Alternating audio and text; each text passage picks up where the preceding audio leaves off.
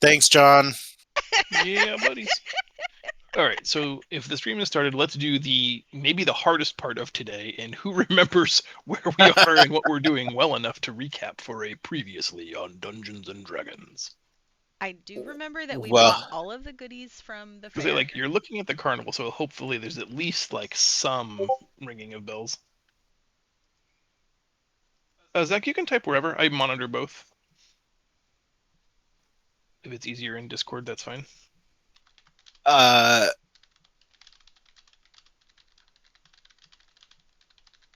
we were looking at, so we got the trinkets. I got like really crappy stuff. We were going to let, um, um,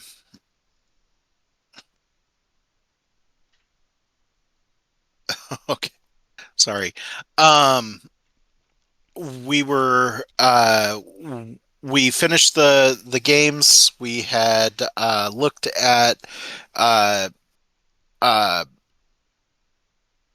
I'm going to switch to my other headphones because there's stuff going on behind me. It's distracting me. I'll be right back. Okay.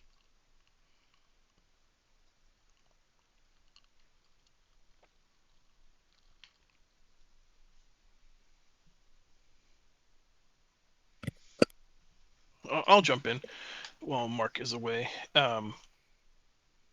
Rather than specifically recounting the minutiae of who won which game and what prizes you got, the more salient point is that you have arrived in the city of Ish after a 5-day trek across the desert.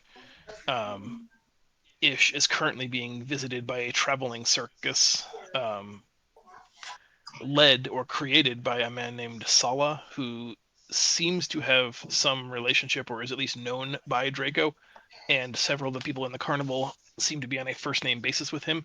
Even one of the carnival game rewards was Draco's namesake in an exploding firework toy. There's a lot of familiarity here that we haven't fully explored, I don't think, just yet. And outside of this carnival, we haven't really explored much of the city of Ish. It does seem to be an incredibly large and independent city from the kingdom of Amon Ra. And at some point in the near future, you have Aladdin coming with the flying ship to come and pick you up, although the ETA is unknown. There was I also think that sums the it up. waves of Ish underneath our city, underneath the Can you city. move your mic closer to your mouth, Marco? I can barely hear you. Not really. Oh, okay. Uh, it it's a headphone, but if it's really quiet, I can switch back. I'm gonna need to keep on keep. I'm gonna have to switch to earbuds on my headphone. So they're watching a movie. Just Oh, I see. Okay. Yeah, you're really quiet. I have you up all the way in Discord, and John okay. can't hear you at all. Okay, then let me switch back. Sorry. Thanks for letting me know. Indeed. Also, Renan is wearing a mustache ring.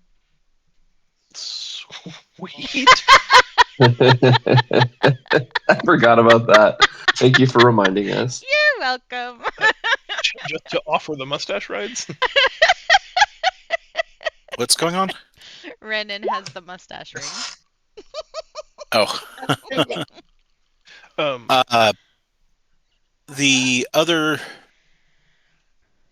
But damn it, why can I not? Sorry, guys. I'll be set up in a minute. Go ahead without me. I'll catch up.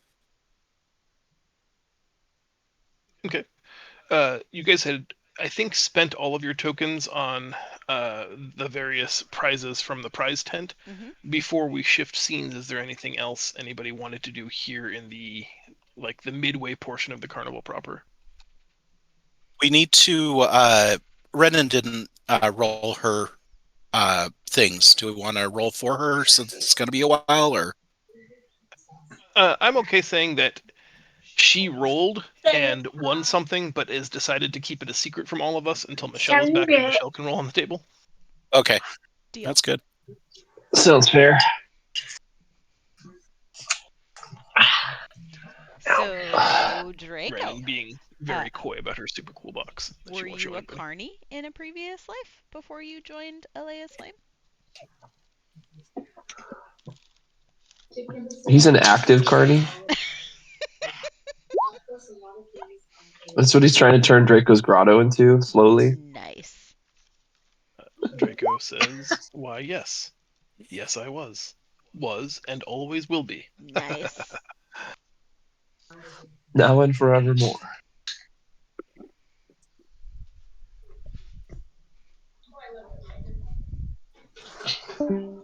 Are we going to have a super fun exploration of... Well, actually, are we going straight to the fighting pits? We do at least need to register for the fight. That's right. Okay. We I have remember not there done was that something yet. we needed to do. Yeah. If you guys are done with the carnival midway, then as you walk away from the tents and leave the ruckus of screaming children and happy families behind you, you can see sort of the central spire that the entire carnival is built around is this large domed tent, and there's this thoroughfare, a large throughway, 60-foot wide, paved path to the large tent, and there are dancing dancers and jugglers and fire breathers sort of entertaining folks as they come and go from this main central tent. The spectacle of it really can't be overstated. It's unlike anything you've ever seen in this world. And as you're taking in the majesty of it all, a juggling harlequin dancer approaches you, his face painted black and white in a checkered pattern, and he wears a red and black checkered pattern like jumper, and tells you that your presence has been requested in Sala's great tent, pointing behind you at the large raised tent structure down the pathway. He continues to juggle, but he does it like in a very intrusive way, like making sure he's inside of your personal space bubble, juggling in such a way where like the balls might land on you if he's not careful. Not aggressively, but definitely in an annoying way.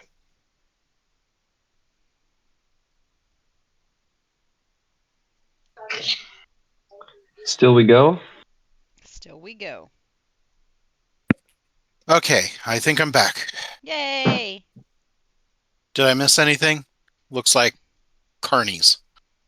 Yep, this Harlequin dancing juggler just requested your presence inside the main event tent, saying that Sala has requested your presence. Unless anybody objects. Are they trying to hire me to be the strongman? I mean, you never know.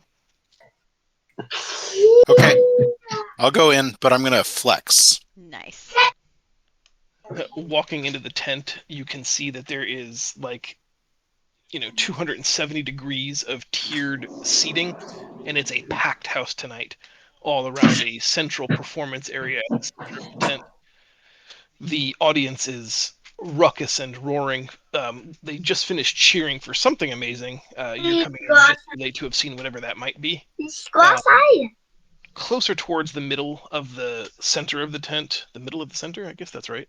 There is a large, not fat, but very thick man with an elephant's head. Proud, curved ivory tusks, almost 3 feet long on either side, and a manipulating trunk, a prehensile trunk. He is a Tetarak, obviously, but an elephant, a rare commodity these days. Oh, okay. He is part elephant, not he's wearing an elephant's head. Correct. Yeah, he Important has an distinction. elephant's head, not in that it is a possession, that is his head. Okay. Draco says something inappropriate like, "Look, Hoppy, it's like you, but smarter." That he never forgets. Right, Draco? So there is a element of today that's going to be a little difficult and or potentially frustrating for me. I was hoping that Draco would be interested in sharing with us a little bit about his past with the circus. But since you are unable to talk, maybe we'll do that another time unless you feel like typing it out. But as you walk into the tent, Draco, you're taken back many, many years. Deep personal memories suddenly all rush to the surface, and Sala nods knowingly at you. The fullness of your friendship brought to the foreground of your memory. Cheers in the crowd go up as they assume you're part of the act, and we'll let Draco make a decision on whether he'd rather share this portion of his backstory another time when he can actually speak.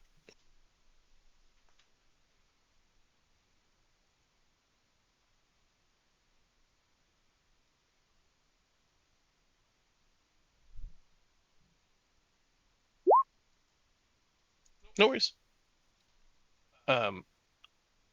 You can see Draco struggling with some deep emotions. His eyes well almost tearfully, but it seems joyous rather than sad.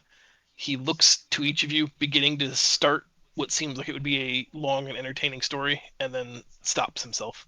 Apparently now is not the time for this tale.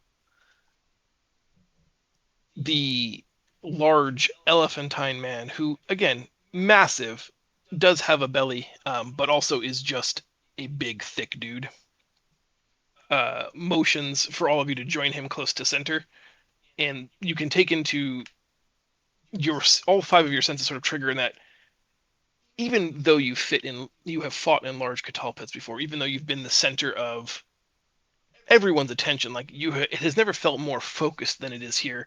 Everyone here seems incredibly anxious to see how you're going to entertain them. It's not off-putting, but it is intimidating.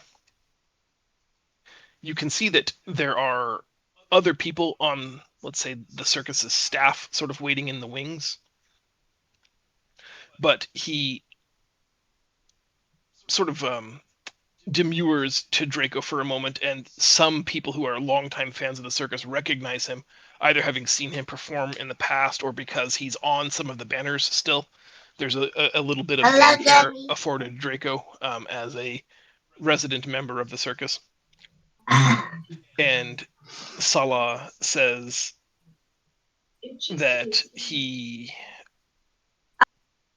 Oh, I'm reading something. One moment. Oni, it's up to us. Flex off time. I mean, it went so poorly the last time we tried to do one of these demonstrations, but I'm ready for you to throw me into the chandelier again. Let's do it. I'm sorry, I misspoke.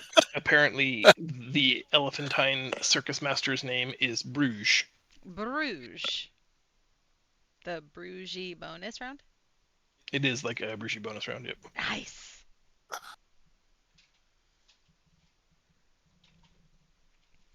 All right. I misunderstood Zach, I apologize. Hoppy and I are in. Let's do it. He has Draco sort of explain to you guys what happens in the circus. That he used to be responsible for conjuring fire. That one of the preambles to the main event of their show is called the Dance of the Four Elements. Bruges himself is also a powerful druid and would summon different elements of earth and water and air to entertain the crowd and set the scene for their final performance, which is always some kind of destructive fire demonstration from Draco.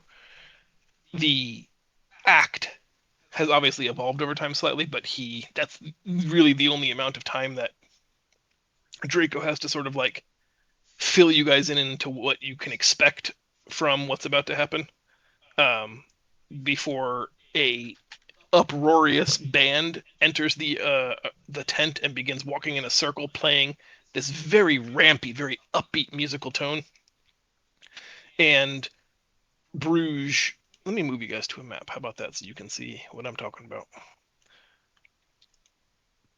Bruges waves his hand and clenches his fist and stomps his right hoof deep into the dirt, and ripples, like in a pond, issue forth from him, like drawing up and then down again the ground all along the arena. About 30 feet away from him, a large mound begins to rise from the sandy floor of the tent, becoming an enormous earth elemental. Nice. And the earth elemental moves towards a cage, or excuse me, a box behind him, and begins coiling out a long length of thick corded fiber rope. It's got to be, almost 6 inches thick in diameter, and walks one end of it right past the party of you, and then goes back to the other end. Hoppy, your instincts immediately kick in. This seems as though you're being challenged to a tug of war. The earth elemental. Hoppy, Go ahead. Hoppy will do it. Bruges points to all of you and tells you, motioning with his left and right hand, like heave ho, that you're going to try to pull against this earth elemental, this large rope. The band plays a cheer song and then gets ready to start doing a countdown. You have a question? Can I summon Moto while this is all happening and we're out of turn order? Sure. Noise.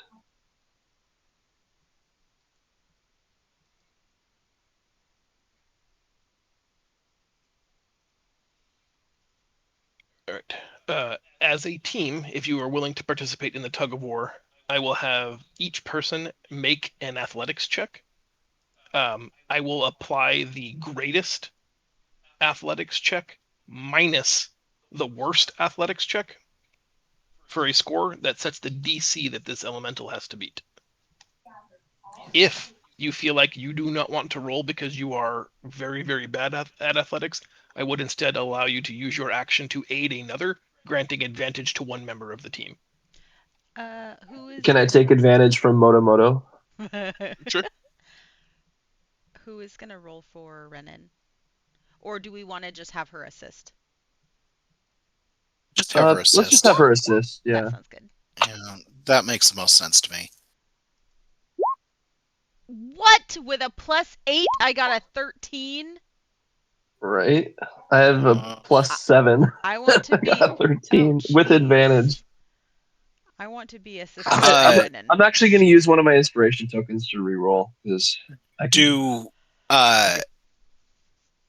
Are we trying to win this, or is this just a display of strength? Asking the team. Let's try to win. Everything we do show is up. try to win. Yeah. Yeah. I've never seen you guys. Have you try met to Oni? lose. Well, no, I mean we could I could come up with or I was thinking that we could use the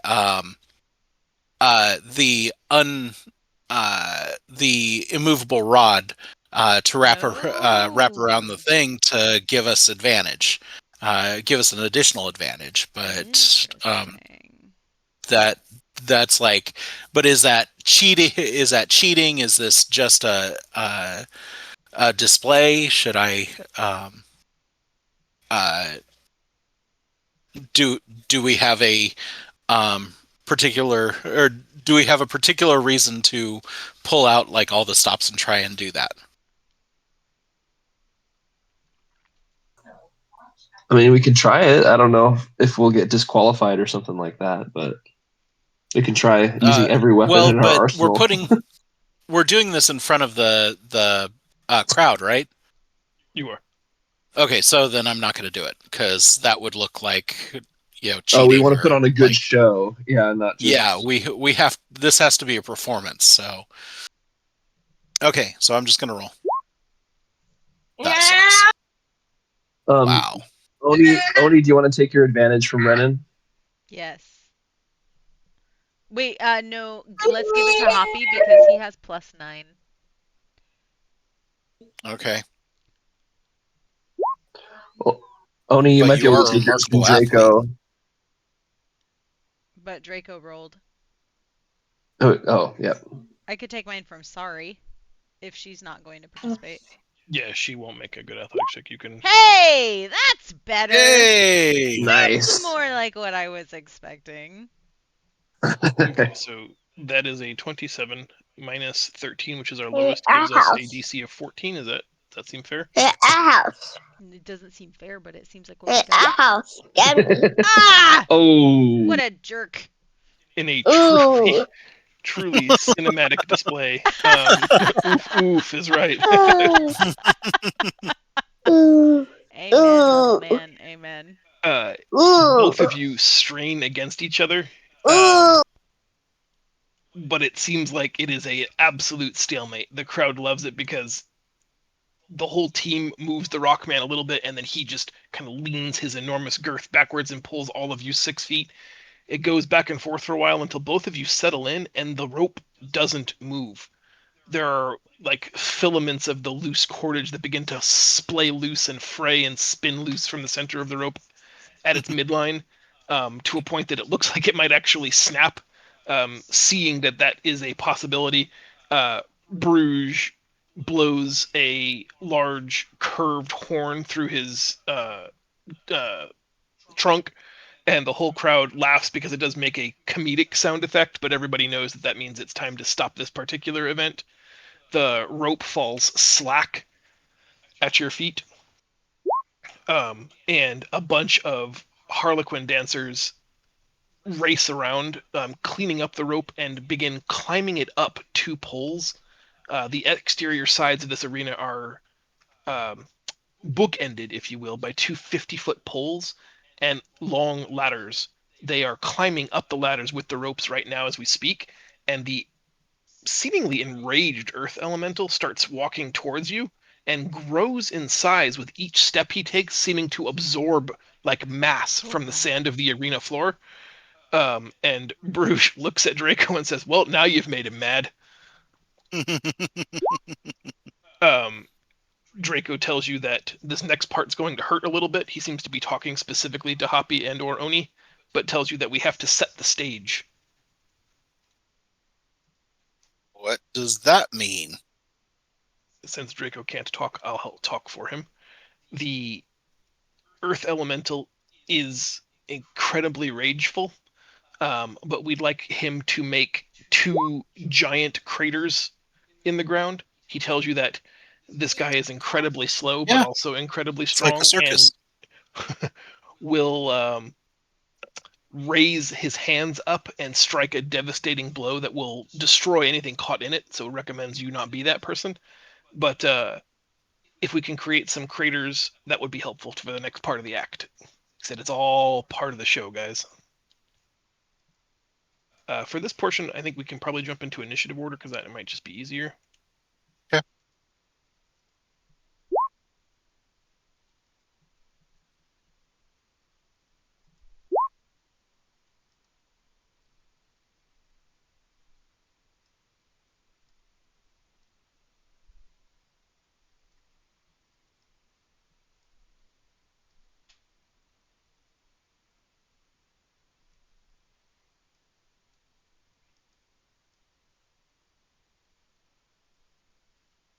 My music isn't playing.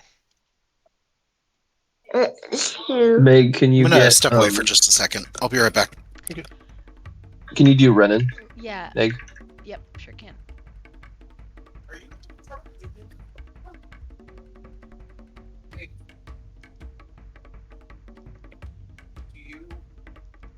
Are you having trouble doing that? That sounded like you were kind of grunting. So I was just checking to see if the boots were really hard. Because they're not supposed to be. Okay. All right, let's start with Renan. Juice will help with that if you need some. The enormous Earth Elemental striding towards the party has all the bearings of like a professional wrestler in terms of like swagger and, faux aggression. But is noticeably getting bigger as he draws sand from the arena floor to increase his mass. Sorry about that. What would Renan like to do? Renan is, well, since we're supposed to be showy, she is going to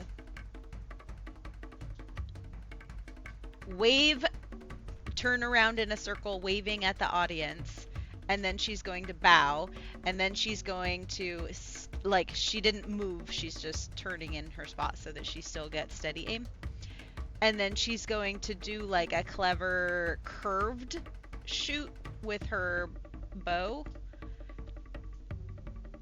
to go around the elephant, around Bruges, and hit that guy. She's gonna make it look very like, She's gonna curve the bullet like James McAvoy. yeah, she's gonna make it look very fancy. She's gonna try. Do I shoot with...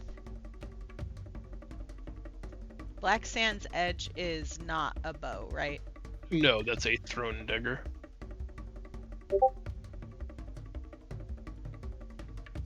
So short bow, but she gets advantage.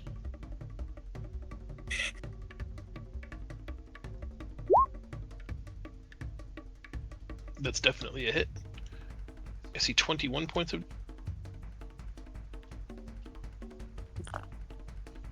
She doesn't get 2 attacks, right? She just gets 1. Just one attack, yep. Alright, and then she's going to wink at Bruges. Like a very big stage wink. And that's her turn. Okay. The elemental goes, ouch, and looks at Bruges, and Bruges just shrugs. Amon, it's your turn. Quick strategy convo team. Should we try to just take out the elemental and just, is that, we think the fight's going to end there, or should we attack Bruges because he created the elemental? Oh! Like, how much of this do we want to win? Do we want to, like, win-win? Draco says just the elemental. We go after the elemental?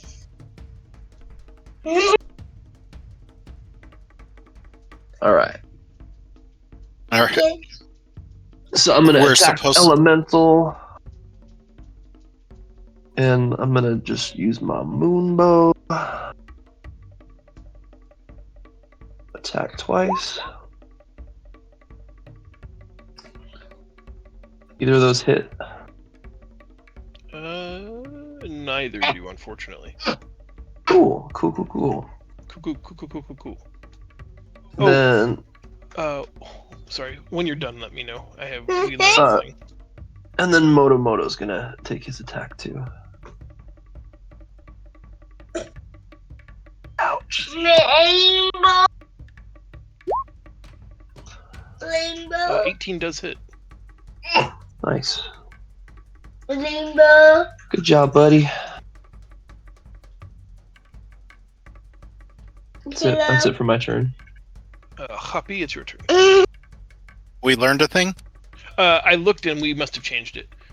It was the D8 versus 1 damage on the longbow from a couple of sessions ago when Caleb wasn't here. Oh, that's right. Caleb, the last time you weren't here, I don't remember what it was for. I ended up having to make a roll for you, and I don't know why I didn't appreciate it, but like I was like, these rolls, just the damage rolls seem really, really low. And so Mark and I were just looking at the macro for the damage, and somehow your damage rolls were 1 plus dexterity plus modifiers instead of 1d8. So previous to that session, a couple of weeks ago, you were not. The variance was not 1 to 8; it was just 1. That is, yeah, that sounds like I don't know how it happened, but showing up to a gunfight with the Nerf gun. a little bit so, yes. So hopefully It's just now it feels a little bit stronger. It's just interesting that he rolled Well, the same. Was That's that why what you were I- checking? That's exactly what I saw. I'm like, no, we caught this, didn't we? Okay. Oh, wait, Amon just is not on this game. So we're trying to make this showy, and Draco wants us to make some divots in the ground. Is that fair? Yeah, he's encouraged us to allow the guy to do his job. Okay. So in that case, I'm jumping on its back. Punching it in the back of the head. What do I roll for that?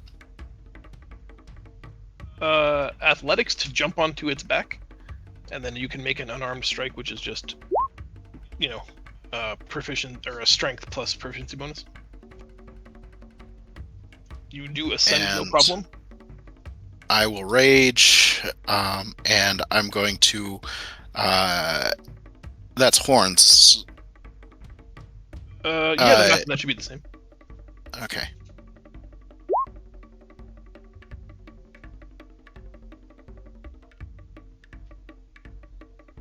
It shouldn't be -4, and I shouldn't get the great weapon mastery. Right, it does hit, and I think unless you have some kind of martial training, you just do 1 damage plus strength. So Okay. you'll be doing 5 Oh. points. But I should get the rage still, right? Oh, you're right. You're right. So let me. So I'll just roll an attack, and it should be 14, not or. Sorry, let me uncheck Great Weapon Mastery right now. That should be 5.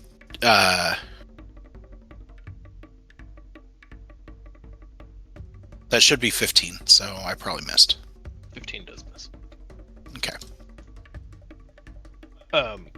You do jump on his back. You do punch him in the head. It is like hitting a heavy bag in a gym. His body seems mostly comprised of sand, and it does yield quite a bit without that gratifying sense that you're hurting it. Although he does kind of swat at you, and he seems annoyed. Oni, it's your turn. What is this here? That is a large inflatable ball that maybe something was dancing on whilst juggling like a bear, but you didn't see that. Okay. And these things over here? That is a organ, a musical instrument. Sundry carnival items.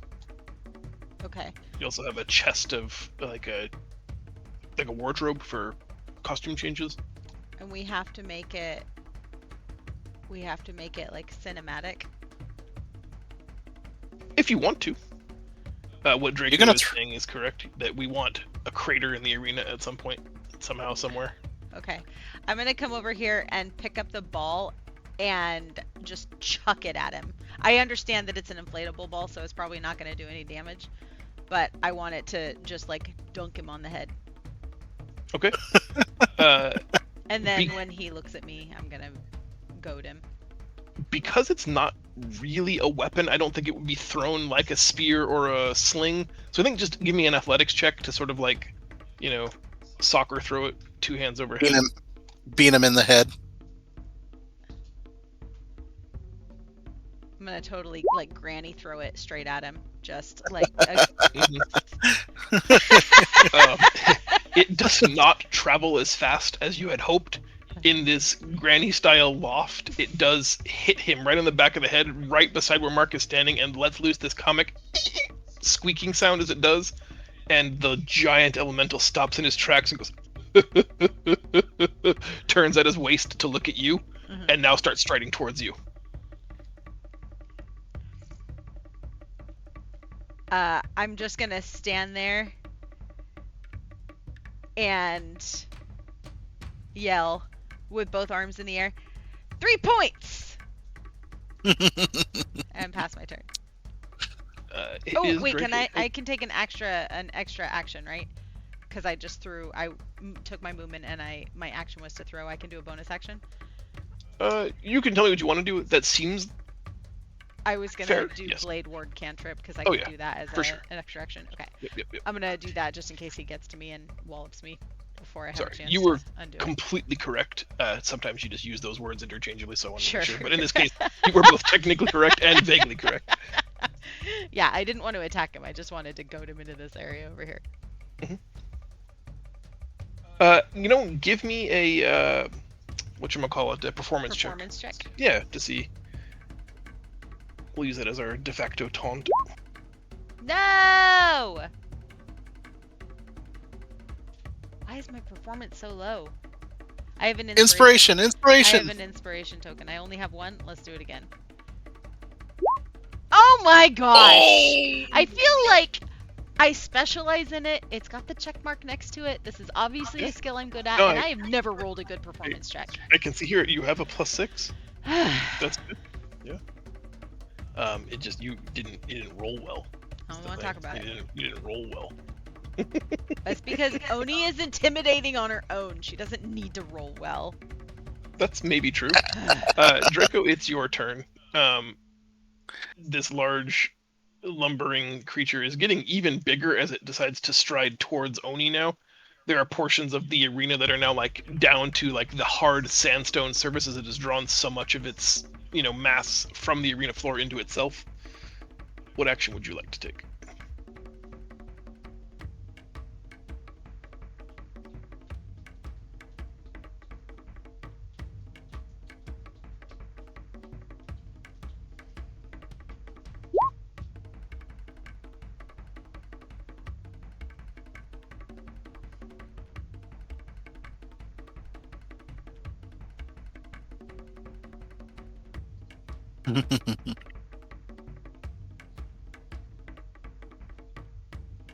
I like that quite a bit. Why don't you also make a performance check?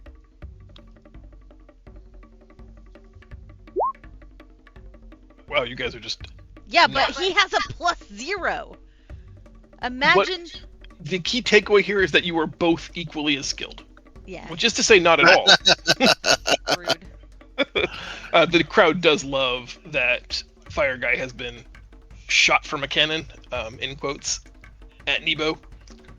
And Nebo, despite being clawed on and just hit with a ball, takes his giant sand hands together and claps like a child might. Okay. On his turn, he raises both hands above his waist, sort of like T-posing for a moment, and then rises them up as though he's commanding the crowd to get on their feet, and they do. And he, with one hand, points his thumb at Hoppy on his back, and with his index finger from his left hand, points at Oni across the room, and looks at the crowd and says, "Who want? Who want?" And the crowd roars when he just does the thumb at Hoppy, but they seem to roar even louder when he points with his left index finger at Oni. And regardless of Hoppy thrashing on his back, he just takes a stride towards Oni, and he raises both hands up over his head like this, and as he does, he's drawing all of the sand from around him to increase the size and weight of his hands. They become giant anvil-sized mallets, and his intention is to bring them crashing down upon you, but he's pausing, either because this process takes a lot of time and energy, or perhaps this is a theatrical thing. No attack comes. It is Renan's turn. All right. Well, shit. Does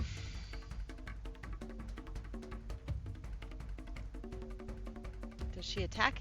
We don't see his hit points. Is that by design? I can show you them if you want.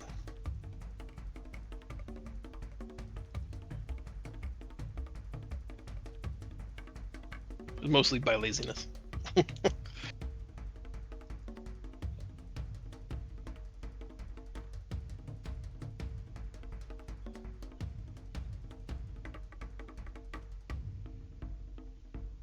Can she interact with these instruments Sure. if she double moves? We could have her walk on the high. Ooh, yeah. Like an acrobatic thing. How about Yeah. she delays her action? Someone's gonna have to throw her up there. Clarifying point, the rope, whilst there on the map, is still being carried up by the Harlequin dancers. It's not affixed yet. Okay. That was the tug-of-war rope that's being put into position for a high wire act, but is not yet secure. Can she reach it? Like, can she run and jump to it? Or I guess she could dimension door to it. Say the teleport is optional. The both platforms have a ladder to ascend. It's a very simple climb up the 50 feet. But She's again, gonna do that. the cable is not secured. Okay, she's it's gonna not get attached. herself into position so that she can get on the high wire Okay. and or ride it up while they're putting it into place. That'd be pretty showy. And she's gonna like try to hype the Like crowd. reach up and grab the middle of it. Yeah, I like Add that. 100 pounds to the rope that the two people are carrying. And do a fun little like acrobatic spin on it. Would she need to roll performance for that or acrobatics? I think because it's a ladder, I'm not going to have a skill check required for it to climb it. Explain to me what you're trying to do, because I feel like maybe I haven't explained something well. I want to get her in place so that she can be hyping the crowd, not necessarily like fighting. If we need this guy to destroy part of the thing, then we don't want to take him down too quickly. So I figured she could like double move to the rope and then do an acrobatic twist up onto it so that she could hype the crowd a little bit. You know, for So, showmanship. like in a perfect world, at the end of next turn, she'd be standing on top of the 50-foot. And like, she'd take her telephone next pole? shot from up there, yeah. Okay, yeah, that's fine. I just wanted to be clear. The rope is not yet connected between two posts, so there is no tight rope. But So when you say somebody she was wants to be holding on the it, rope. and so Correct. if she was holding it, if she was on the rope, they would still be putting it into place. You think someone can hold the weight of a person on a slack line? She's very small. Okay, well, I can't attest to whether or not that will be successful, but you're welcome to try. Excellent! Yeah, that's what she's gonna try. I just wanted to make sure that I was conveying the level of incompleteness of that particular circus performance. Okay. She's got to use 2 moves to get there, and I'm going to have her be like halfway up the ladder this turn, which is about where the other climbers are, bringing the ropes up to their secure points for the tightrope. Okay. So you're about on par with those people who have started climbing. We're just gonna like put her there, I guess. Or where are the ladders? Here. Can you see it? Yeah. Alright. All right. Amon, it is your turn. Sorry didn't take a turn. Do we need to do something for her? She can help harm or heal. My normal Triple H options. You can have her harm. Or we could have her play the instruments. Play the instruments. We could also have her help, because I assume what we're going to have to do is Oni is going to have to get out of the way of the attack. Maybe she can help with like a dodge ability. Yeah. Okay, I'll help there, giving advantage Yeah, to a almost reflex saving throw. Excellent. Or excuse me, dexterity saving throw. This is gonna be a problem. The 20 hits, the 16 misses. Okay, so I'm gonna add. I cast Hunter's Mark, but it didn't apply last time because I missed both my shots. So I'm gonna apply the second version of Hunter's Mark, so I get both of them, even though. Yeah. And then Motomoto's gonna attack, and he gets advantage because he's in melee with someone else, but that doesn't matter. Let's say hi. That's gonna be it for my turn. All right. So fascinating. Hoppy, it's your turn. I'm going to ride him like a bull, but I have to punch him to keep my rage going. So Sure. I'm going to punch him in the back of the head, but then I'm just hanging on and like, woo! Has it been 8 seconds yet? There. Hit 17 hit. Okay, good. And then yeah, just woo. Do I need to do a performance roll? If you would like to. Damn it! I was hoping for the 21.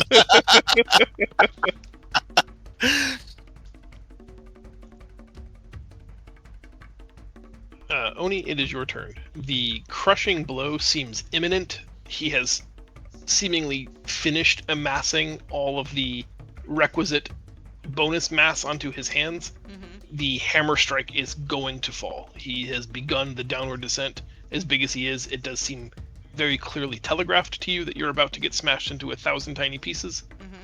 How tall is he?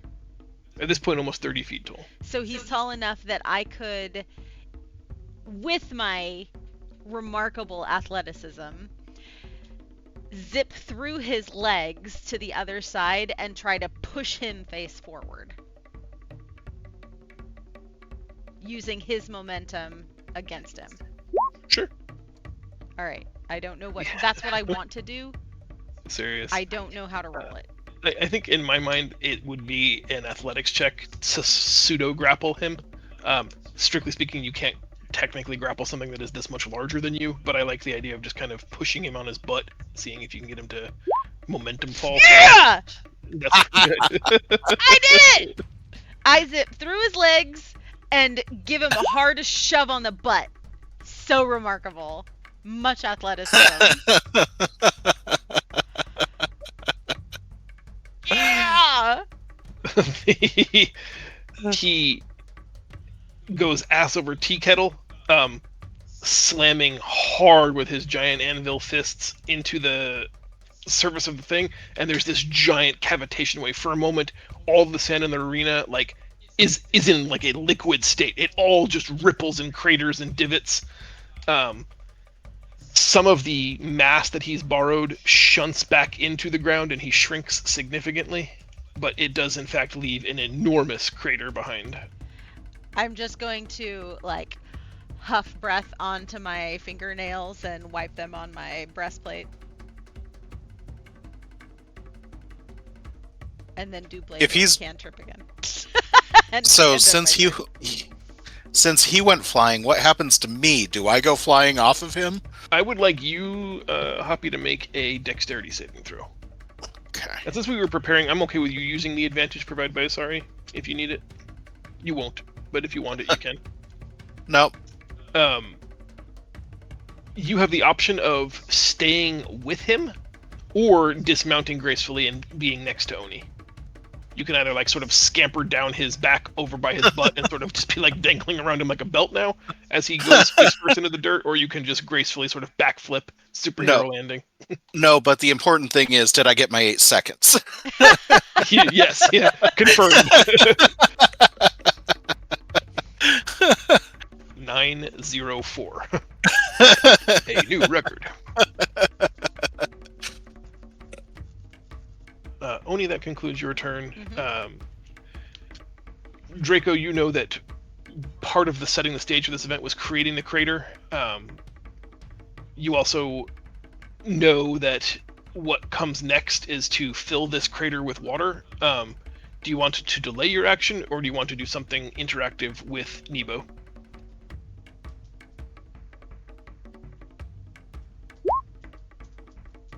Okay. Skipping turn, Nebo sees the crater. He's a little bit upset and confused that he got pushed into the dirt. He felt you could read on his incredibly simplified crag face that this was not scripted, that he did not expect that to happen, but is happy with the results all the same. And he looks to Bruges, who says, "Excellent work, Nebo! Everybody, round of applause for Nebo!" And he puts his hands in a circle while he's clapping. Yay, Nebo! And as he stomps his hoof into the ground, Nebo just granulates into a billion pieces of, granular sand and vanishes from the arena. Next, he takes out the canteen that sits at his side, a very swollen water skin, and asks the crowd if they're ready for what comes next. And he flares out his incredibly pronounced box-like elephant ears, and the crowd cheers wildly, of course, for what comes next. He empties the canteen into space, and the water comes pouring out, but keeps pouring. And pouring, and pouring, and pouring. Dozens of gallons of water have now flown out from this very modestly sized canteen in a way that makes it seem like magic or impossibility is happening right in front of you. Eventually, the water coalesces and begins to animate, becoming a water elemental. The water elemental furiously starts thrashing about and asks, "Where, friend Nebo?" And sees the crater and looks at you, and the crowd starts all pointing at Oni. And I'm just going to shrug with both arms up and then wave. I'm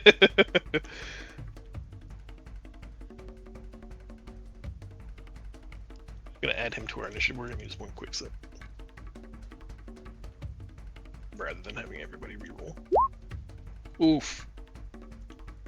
Water elemental, not fast. Draco, you have a delayed action if you want to, but you do know that ultimately we are going to attempt to get this person to now fill the crater with water. Is there an action towards that end you'd like to take? Otherwise, we'll pass to Renan at the start of round 3.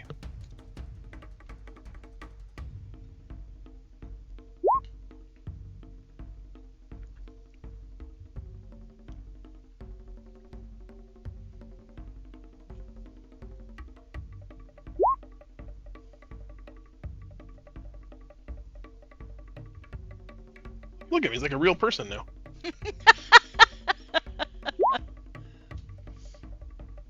The attack does hit. The flame seed sort of like scorches onto the surface of his body, but mostly flares out and becomes smoke. But the water elemental seems entertained by the fact that your fire guy and him share a language, and they seem to be having a side conversation that no one else is privy to, but they're enjoying it quite a bit.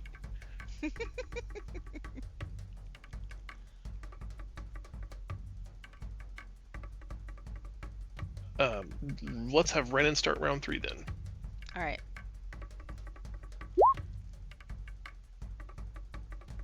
Renan is going to come across so that she's in the middle, which is going to be 2 movements. I am assuming that the rope is now in place. It is not. Oh, still not. Well, shit. All right, then I guess she just continues to hang out over here or here. Is that where she If was? you want to climb up onto the top of the tower, that's what I thought you were doing. You can be at the top of the telephone pole if you want to be. Sure. I'll do that. And then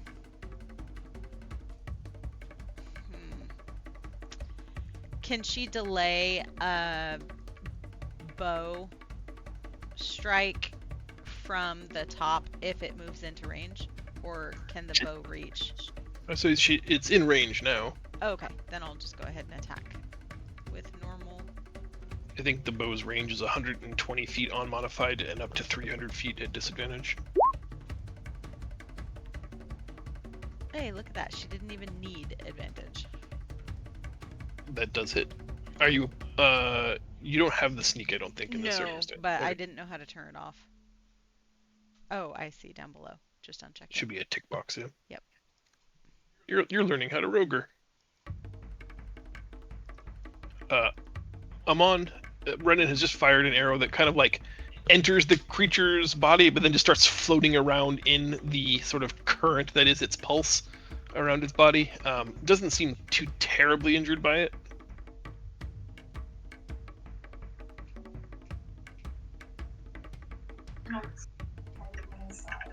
Yeah, arrows and water, not a super great combo. And as far as I know, this is only the second thing that I have to humble.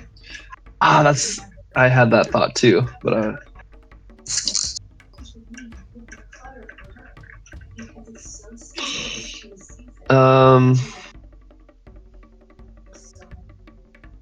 John, how do you feel about that roll and either taking it back to cast a different one or just because of Draco's limited ability to speak and offer advice? I feel Yeah, if you would rather do flame arrows, that's fine with me. Okay, I literally was vacillating between the two, so Yeah. No I won't be able to do much of an attack, but this round at least. Next time. But Moto can attack. Check. If he could roll more than a 12. He's got the performance curse. Yep. Hoppy. All right, that's it. This combatant so far has proved elusive and slippery. I guess pun intended. The aqueous form seems to be defeating most people's efforts to hurt it. And as Draco has coached the team, we are trying to get him to fill that crater with water as part of a grander plan. What would you like to do to contribute to those goals? I can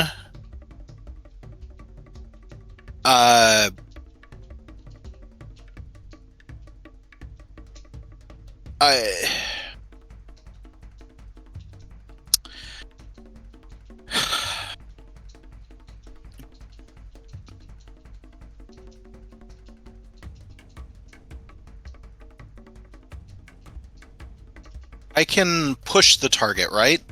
Can I push him back towards me? So could I run around to the far side of him and then push him towards the thing? Yes, there are two possibilities. I'll just clarify them so that so that you understand what action you want to take. You have the movement to get behind him. As an action, you can initiate a grapple, and whilst you have a creature grappled, you can take that character with you as you move, but your move would be halved. Alternatively, you can take the shove action, which is mechanically the exact same roll as a grapple, but the intention there is just to push them 5 feet in a direction. I was actually thinking hammering horns allows me to move them 10 Sure. feet in the direction. Just an upgraded shove. Okay. Unless it succeeds on a strength saving throw against a DC equal to 8 plus your proficiency and strength, you push it 10 feet. So I'm just going to punch it again, or just to hit it, just to keep my rage going. And pew. Motherfucker. I didn't offer it to Oni, but the fight was basically over at that point. But do you want to roll on the crit table? The only thing that I would want to do is push him further along in the direction. Like, what I would really like to do is, like, grab him and, like, heave ho, like, further along towards the circle. Or do like some sort of performative interaction there. So I'm happy to give you double the distance and move him 20 feet towards the crater. Okay. He does sort of like bowling ball style, because as you kick him and push him, his shape changes a little bit, sort of like a bag of milk. And he very nearly rolls into Fire Guy, who has that panic moment of no.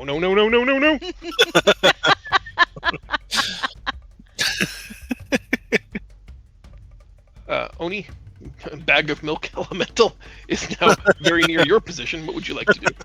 Oh, you're gonna love this. Okay. Here's what I'm gonna do. I'm going to come over here to the pile of dirt.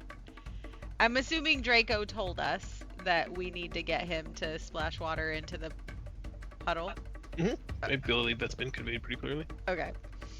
And I'm going to bend over and pick up a handful of the dirt that was his friend, and I'm just going to slowly sprinkle it down onto the ground, and then, like, do the hand to my mouth, oops, and then I'm gonna compel duel him.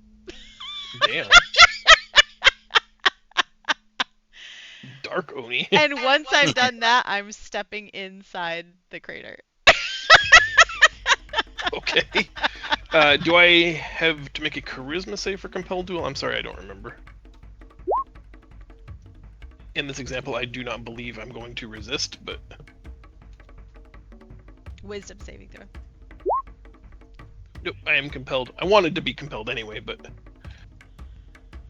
I don't remember if only friendlies can voluntarily fail on that. Anyway, he's definitely upset with you. Okay, and I feel like that was enough actions with the goading with the dirt that I won't do anything else. Oh, you feel like that was fair? Yeah, Okay. I feel like that was probably. I all of my appreciate you turn. self-regulating that one. Okay. Yeah. Draco, it's your turn. How many actions do you think is fair?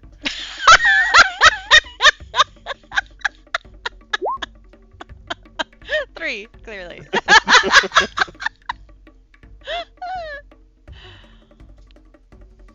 It's true, we don't really take advantage of a lot of hot guy privilege on this show. Really, you should.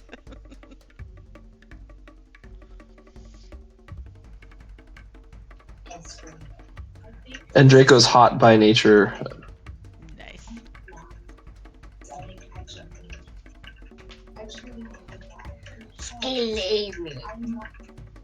Steve! I like to imagine he laughed and it hurt because of his sore throat. Oh, mean. I didn't say I liked it. I just said that's what I'm imagining.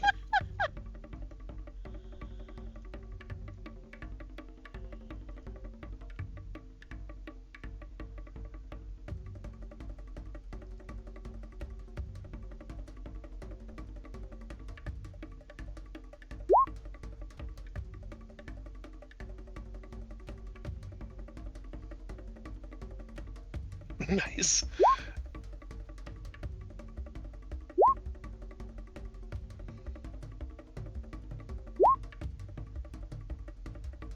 It's a dex saving throw or strength? Strength. Oh my goodness.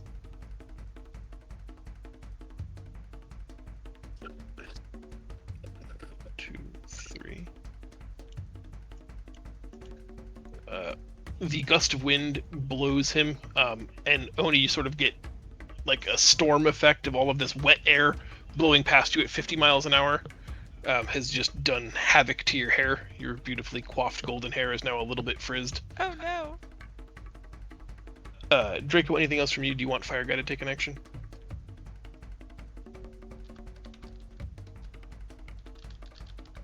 Oh, and I guess all the candles along the south wall here also go out because of the gust.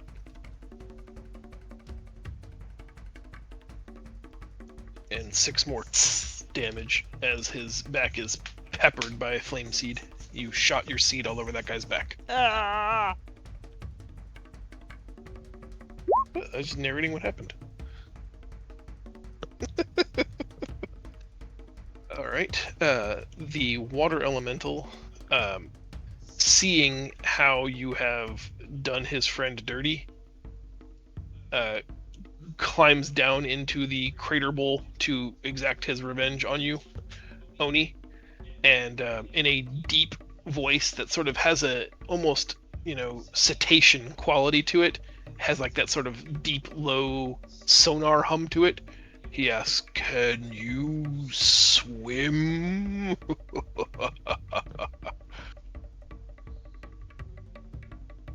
And as he does, he fills the entire crater up with a globe, a sphere of water that is himself. And Oni, you are drawn into its center through this like inexorable tidal effect that just draws you to the center of it and attempts to hold you there. Okay. And you can feel oxygen leaving your body, like he's drawing the air out of your lungs. In very short order, you may have a drowning issue.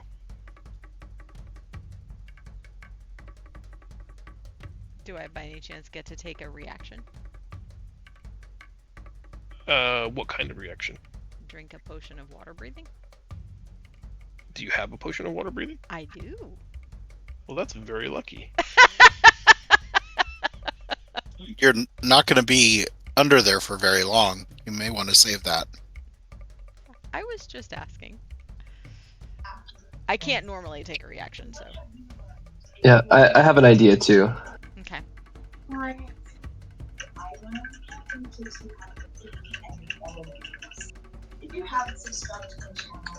Do you have a ability that lets you take a reaction to drink. Oh, you were just being hot or privilege. Got it. I was just Cool. being coy. No. I can't Got it. actually do anything. I don't know all of the. I thought maybe that seemed like a pretty reasonable thing that could exist. When drowning, drink potion. Yeah. Seems right. Mm-hmm. All right. It is Renan's turn then. Drink while you're drowning. Is the rope up now?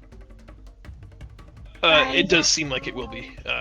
They're like tightening it now. You're sort of in their way, but She's gonna go ahead with advantage, and she'll get sneak because Oni's in melee, right? yes, the creature is now just a large globe of water. It is unclear at this point how effective shooting an arrow at a large globe of water will be. But if I shoot it with Witch Bolt or Firebolt, it will hit Oni also, right? Witch bolt? Exactly. I don't think either of those have splash damage associated with them. Correct me if I'm wrong, but I think, like, while logically that seems right, I don't think mechanically in 5e either of those have like a friendly fire component to them. Like Fireball would, but I don't think Firebolt or Witch Bolt does. Then I'm gonna go Firebolt.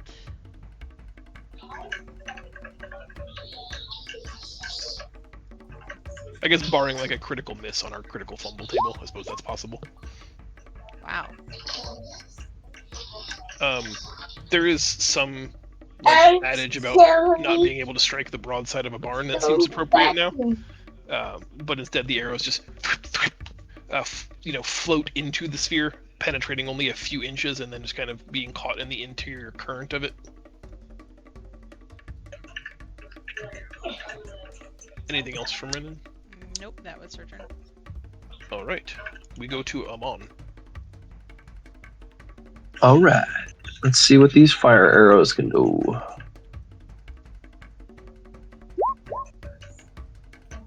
$17 hit. It does. What? Why is my Nintendo time red? I don't know. The arrows Did you? sizzle as they enter the thing. It shouldn't be red.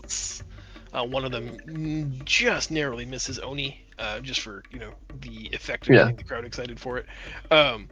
The size of the puddle doesn't seem to change a lot, but your keen eye detects a small decrease in its size. You have managed to, vaporize, I guess is probably the correct word, a very small percentage of its total mass, shrinking the size of the pool.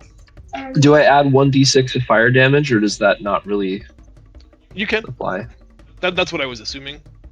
Okay.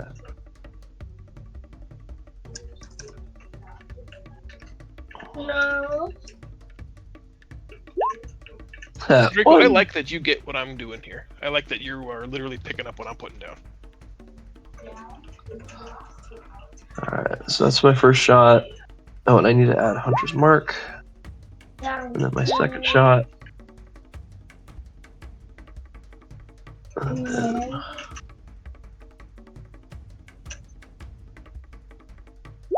That's for fire. Alright. And then my Hunter's Mark for that one.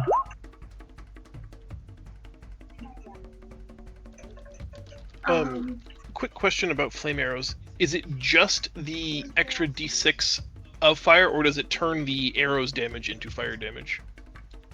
It adds 1d6. Okay, I can thanks. put up the... I was pretty sure that's right, but I realized that there are also some spells that will like change, like the writer changes the type of damage the attack does, and I wanted to make sure that was the Right. case. Yeah. That's it for me. Hoppy, it is your turn. You see Oni trapped in a floating sphere of, well, just like in the movie Sphere, really, of water inside this newly made crater. What would you like to do? I am going to rush into it headlong with my horns. I'm going to run and stab.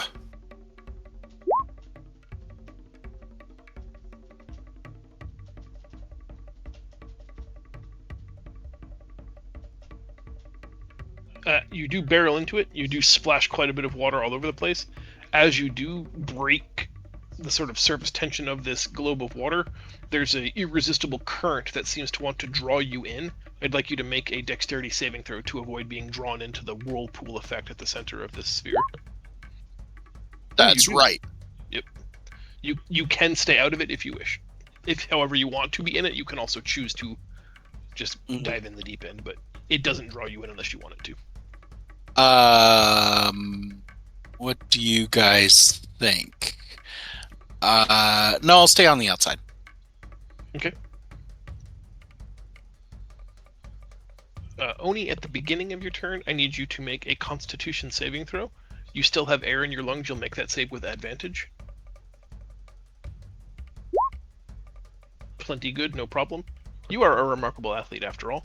You have your entire turn to take action. However, if the action includes wanting to leave the sphere of water, you will need to make an additional saving throw of the dexterity kind. Otherwise, the turn is yours. Okay, I'm going to leave the sphere of water. So dexterity saving throw? Yes, please. Not with advantage. Not with advantage. A normal dex saving Wow. throw. You assume that you're a remarkable athlete. This is going to be quite simple. Push off the sort of ground and just try to swim straight up and out, and you are immediately drawn back to its center. This guy has actually a pretty impressive riptide going on in this sphere. You seem stuck for the time being. All right. And I'm guessing I can't attack it because I tried to move. No, you can make an attack if you want.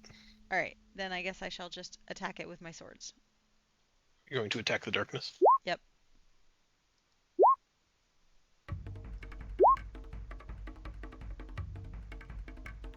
Two hits. You do splash a little bit of water out of the sphere, which again, reduces the overall size of the pool that's being created here. Nice. Oh my goodness.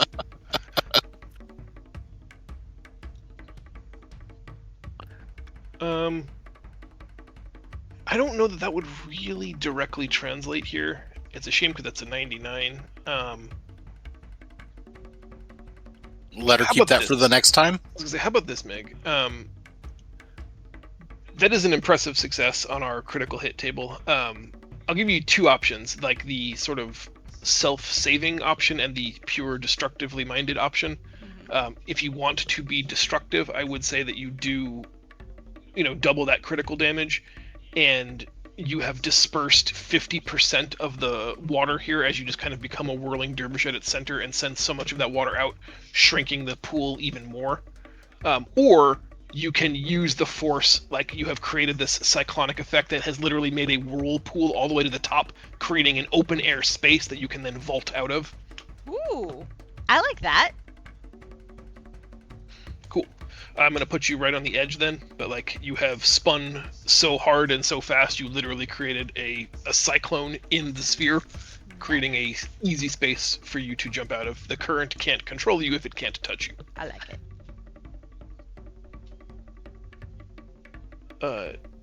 Draco, it is your turn.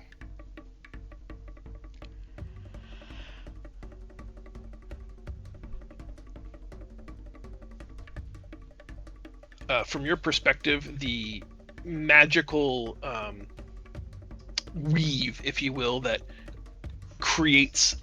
animated the water, that creates this conjured being here on this plane, is tenuous. The connection to it is very, very weak because of all of the damage he's taken.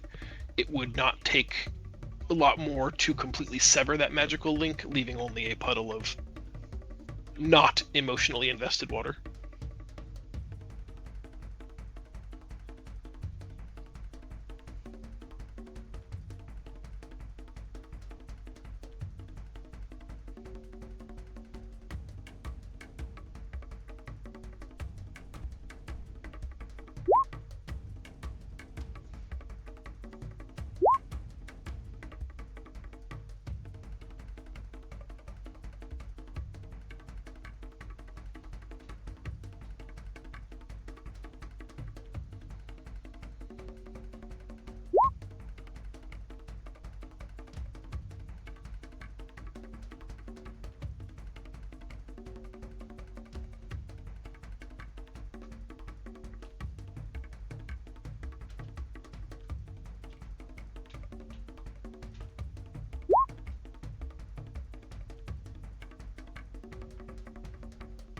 Okay.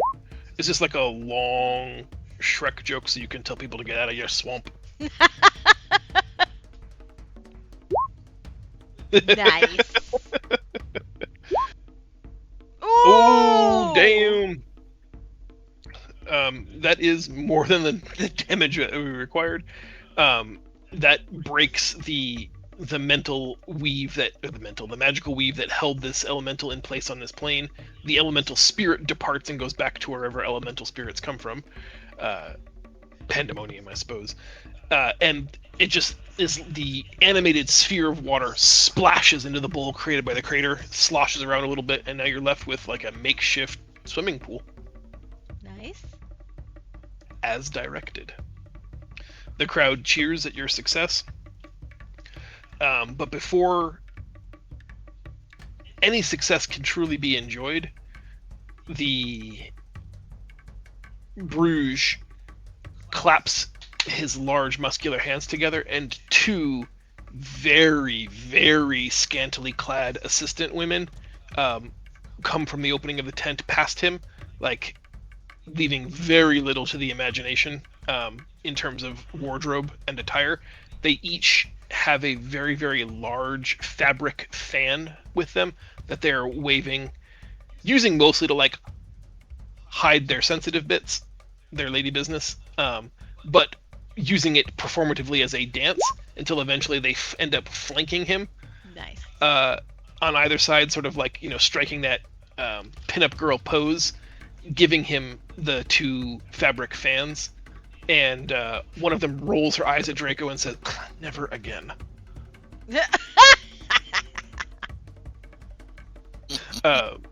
Bruges takes the fans, holds one in his left hand, one in his right, flares them out to their widest, and begins just flapping them back and forth wildly until, like, in the arena, you can feel a swirling mass of air all around you.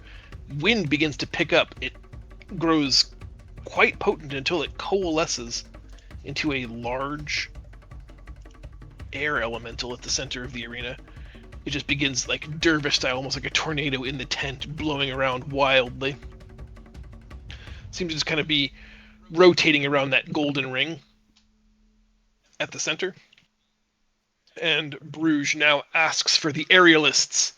And now that the rope is taut, several people begin climbing up those telephone poles, and they seem to be aiming towards doing tightrope stunts while this whirling dervish tornado is there, and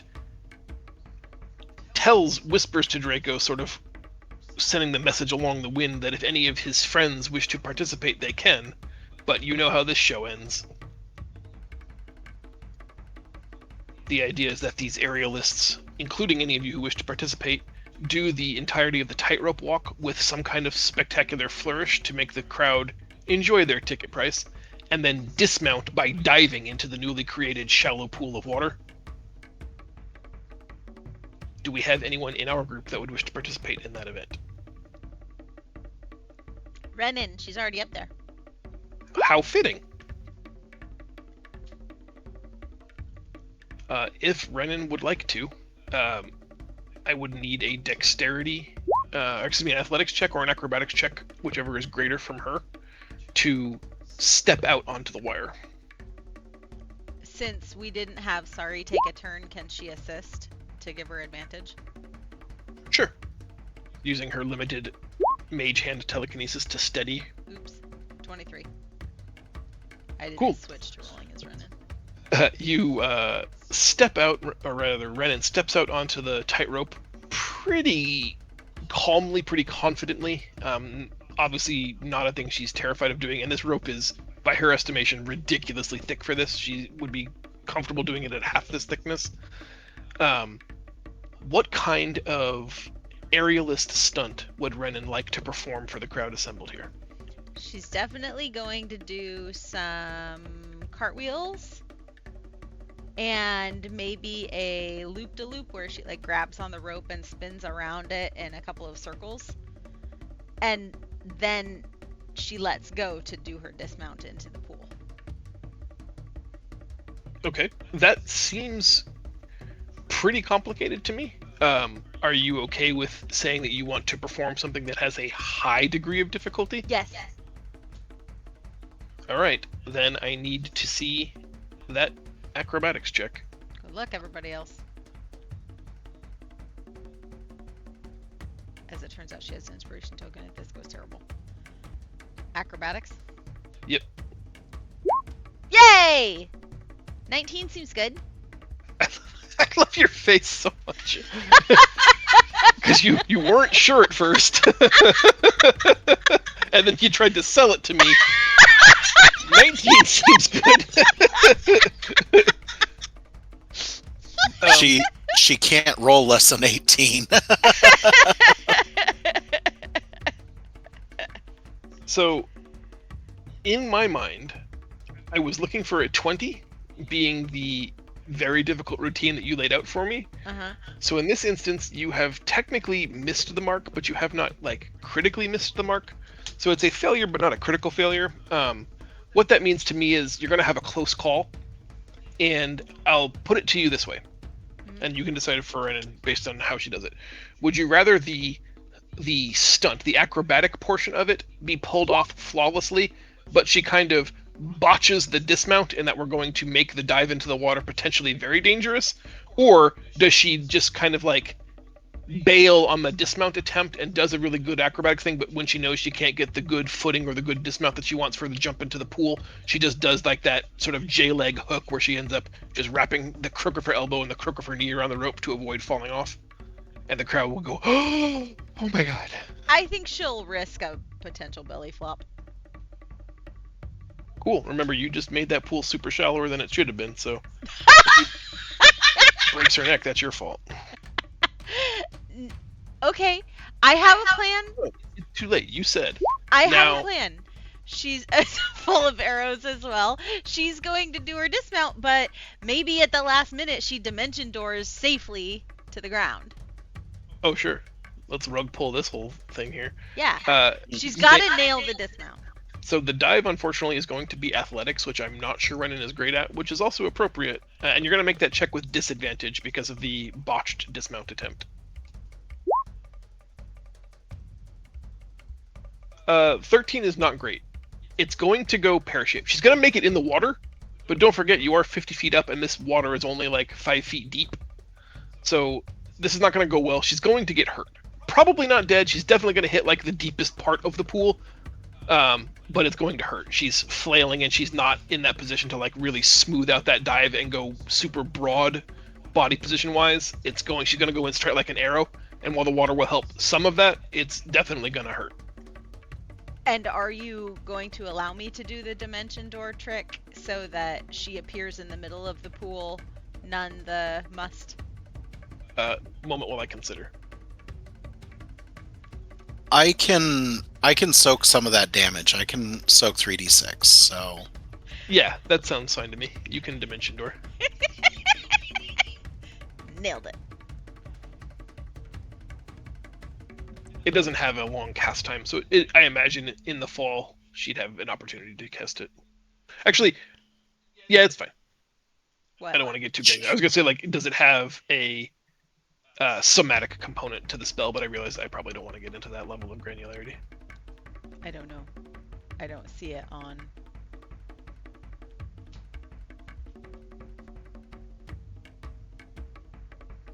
Just for the record and for clarity for the next time something like that comes up, survey says only a verbal component. So I was thinking like it'd be hard to do like precise articulate hand gestures if you're flailing for your life as you're falling off a tightrope, but in this instance it's just probably her command word is oh shit. And then she's going to throw both arms in her air and then do a big swooping bow from the middle of the pool. Where does she Where teleport to? Oh, she dimension doors into the pool because that's what people are expecting. Sure. Splash. Yeah, and then she does her big theatrical bow, like multiple times in all of the directions of the audience. Very good, very good. Does anyone else want to attempt a demonstration of aerialist acrobaticism? I'm not sure that's a word. that is not a core competency of Hoppy. He will avoid that. There's no obligation for anyone else to participate. The crowd seems to have enjoyed this show. Ooh, a fire dance. Nice. Let's see it. No roll is required to ascend the ladder, but once you're up there, I do need acrobatics or athletics, whichever you're more comfortable with, to sort of get a sense of balance on that line, and then you can tell me what you want to do.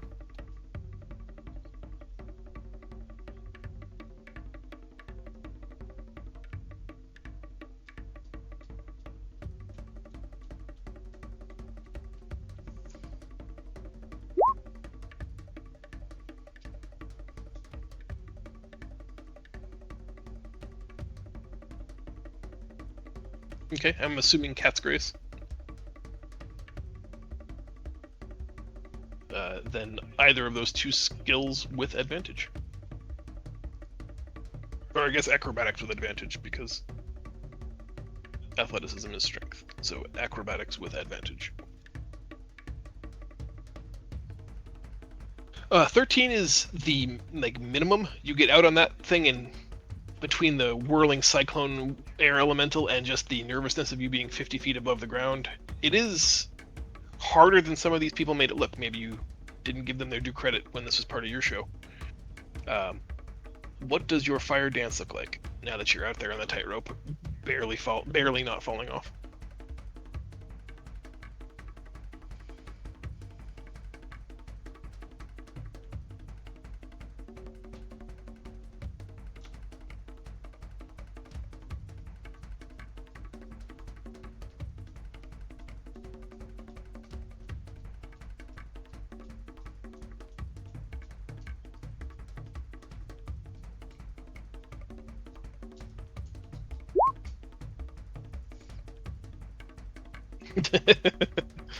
little hip gyration. I like it.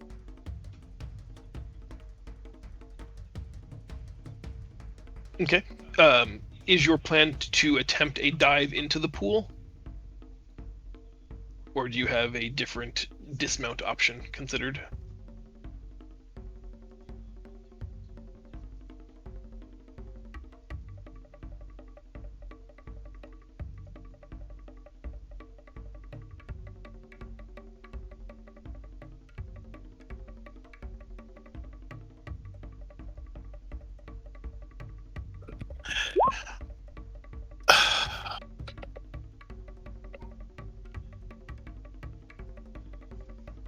Nice. Okay. Then the simple hip gyrations and pelvic thrusts on the tightrope is probably covered by your initial acrobatics roll. There doesn't seem to be any enhanced difficulty there. When you get to where you want to be, I don't think, again, a roll is required for you to burn the rope, but as it does burn and snap, you're going to be in free fall. I'll give you advantage on a reflex saving throw to dive, in quotations, as safely and as carefully as you can into this very shallow pool.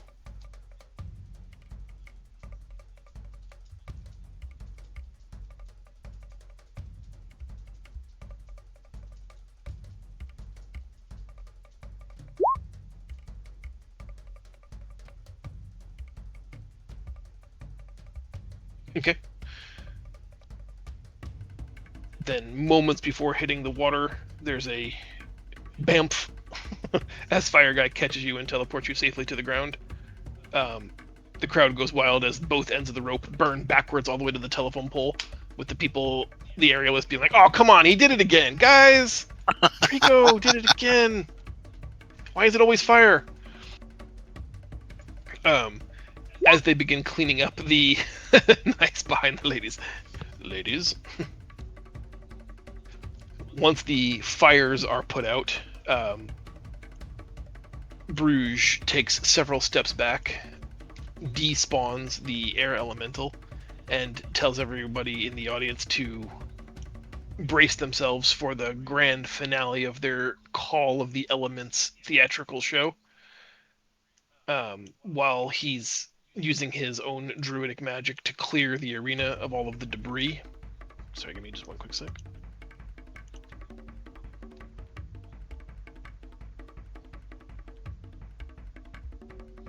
He does introduce his newest Pyromancer. Please, everyone, put your hands together for the lovely Anissa. And Draco got replaced yep, by he a has girl? a new Druid of the Flame, a woman who's seems like she maybe has some kind of Fire Genasi heritage. Her skin is pale and fleshy, but is cracked, and beneath it you can see the roaring seams of a burning fire, and her eyes are opaque circles of orange. But she does have fleshy skin and hair that seems natural at the top, but at the ends flares to living flame. She brushes past all of you, recognizing, I think, probably that this is the person whose job she now has, and not necessarily trying to insult him, but more like, there's a reason that Bruges upgraded, let me show you kind of attitude. Draco, you will know that the final event in the Dance of the Four Elements was you conjuring fire monsters for the gladiators, in quotes, to battle for the enjoyment of the crowd. Fantastical monsters called from all planes of the elemental chaos, and it seems as though Anissa is prepared to do the same. She begins working her druidic spells, and you can see a bead of fire begin to manifest on the smaller circle stage to the right. And out of that bead of fire, 2 small and 1 large fire creatures appear. 2 of them take the shapes of large dogs, and one of them is a huge armored soldier with a flaming greatsword. You don't recognize these creations necessarily, but they do seem impressive, perhaps beyond something that you yourself have the ability to conjure or create. But they do look menacingly towards the crowd, and they don't seem... There's a moment where the stuff that you summon, you have control over. Like Fire Guy, whilst you guys respect each other, he doesn't really have a choice to not obey your commands. You get the impression from these fire creatures that they're kind of just summoned rather than controlled, and they look sort of menacingly at the rest of the arena. And it's not until she, like, claps her hands and curses at them to get their attention that they look menacingly at her instead. There's... For the first time all evening, you get the sense that there's an element of uncontrolled chaos here that's a little bit concerning. But as they move towards her, Bruges says, "And now our champions will defeat these powerful foes!" And he just bows, taking 3 or 4 steps back with his hands outstretched, sort of moving towards the entrance to the tent and allowing you guys to engage these creatures, should you so desire. If not, you can give up too. I'm going to roll initiative. I will roll initiative too.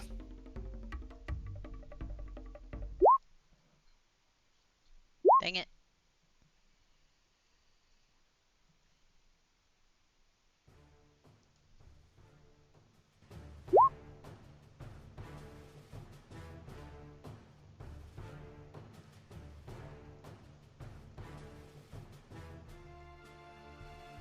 Looks like Renan will act first.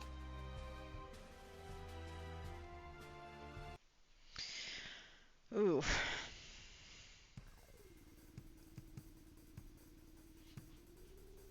Well, she's always a big advocate for going after the big one. I've heard that about her. So she's gonna go after the big one. Does she get sneak attack? For first attack? The honest answer is I don't know. She gets it as long as she hasn't, or they haven't acted yet. Excellent.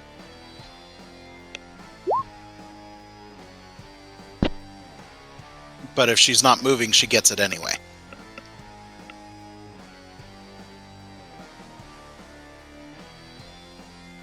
Does 19 hit the big guy? It does. Excellent. I see 28. I'm guessing you're going to want to see his hit points. Let me get ahead of that. Brennan is done. It is Hoppy's turn. I'm gonna have to rage again, and then 3 little guys or 2 little guys and 1 big guy. That is correct. Okay, I'm gonna run in and tank the big guy, but I'm gonna do it right here, so I'm in everybody's way. Oh, perfect. And that gives me 2 attacks with the Warglaive. Come on, crit. 22 hit. 20 hit. It does. Okay. And I moved and I did my attacks, so that's all I got. Oni, you're up. They're so far away. Yeah, I can move 60 feet my first round.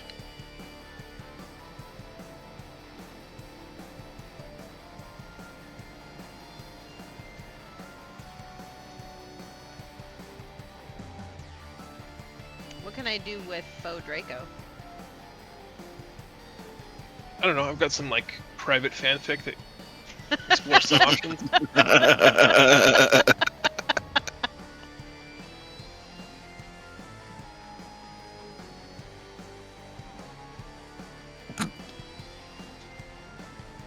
Okay. I guess I'll move here. And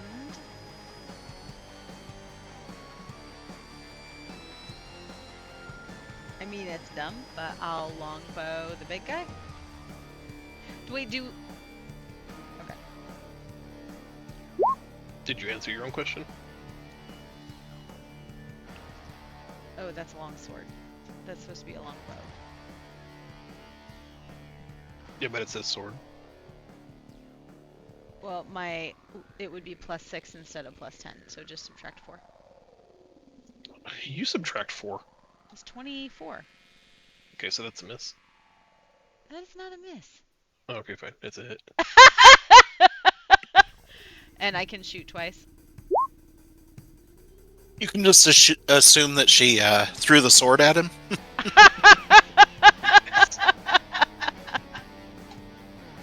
Take that! The damage isn't right, so let's recalculate the first attack, the non-critical attack's damage. Yep.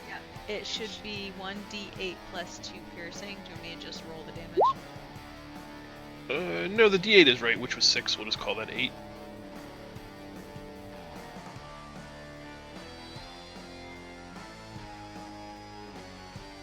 Now let's see what a 9 or 16 got us.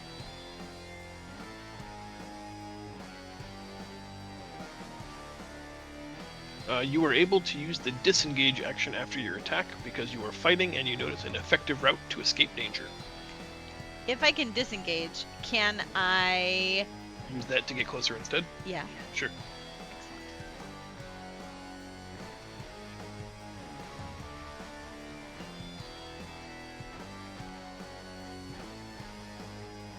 Anything else from Oni? Nope. Okay.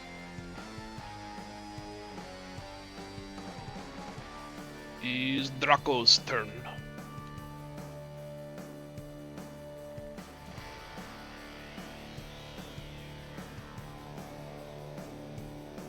Oh, great.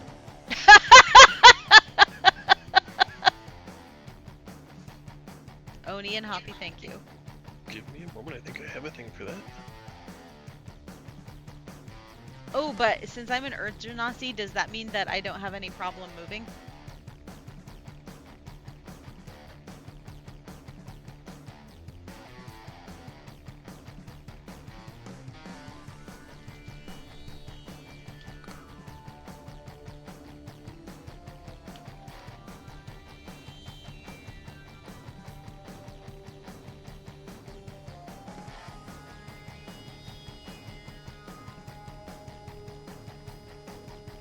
How big is it supposed to be? 40 feet radius.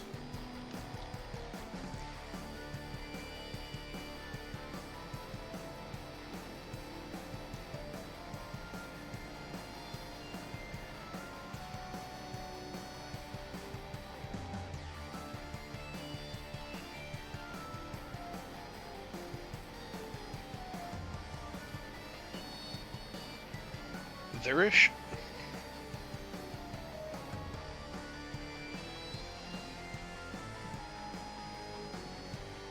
Oh, radius. I went diameter.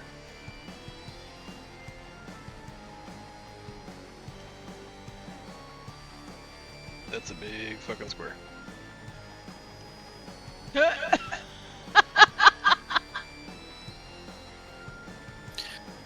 that's the actual size. Can he willingly reduce it so we don't kill people in the audience?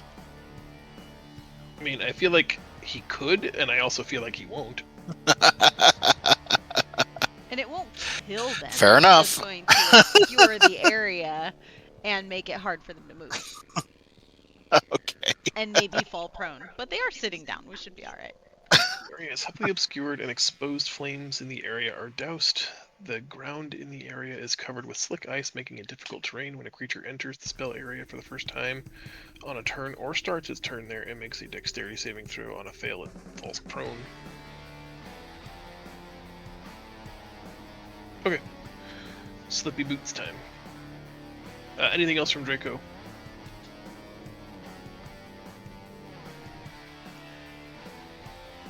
Got it. It is Amal's turn.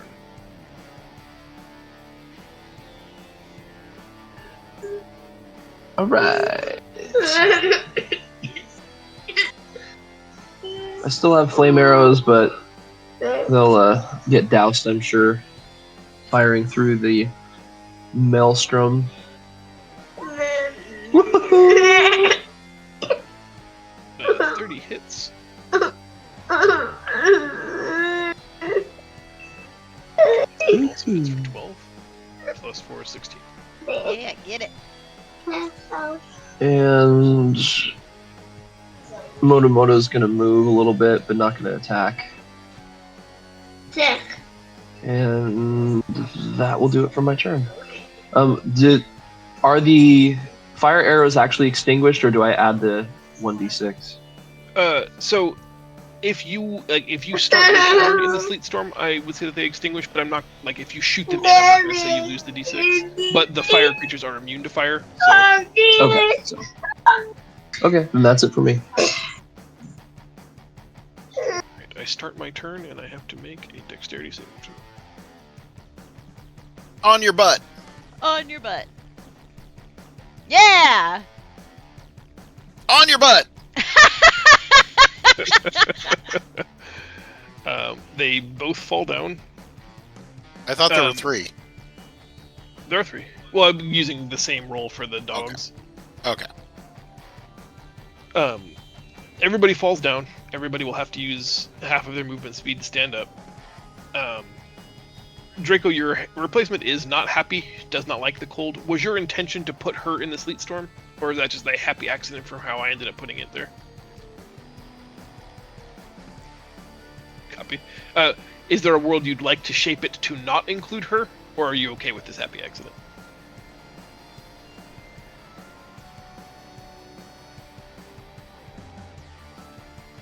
Okay. The Myrmidon will attack Hoppy because big bull man. Does he have disadvantage if he's on his butt?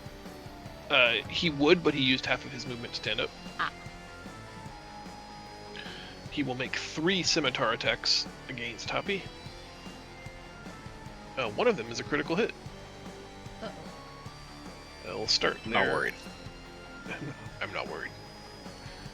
9 points of slashing damage, and I gain advantage in all attacks against that target until the end of my next turn. Okay. Have that, bitch. I think only the third attack hits after that, because I think 16 misses you. Yeah. 10 points of slashing. which of course you turned to 5. 5. And the first one was 9, which you turned to 4. So that's Yeah, not great. 112. So I can take about 12 more of those rounds. In a response to their master being attacked, both of the dogs turn to you and open their jowls and breathe small cones of fire on you. Both of them will exhaust their fire breath. Okay. I need 2 dexterity saving throws from Hoppy.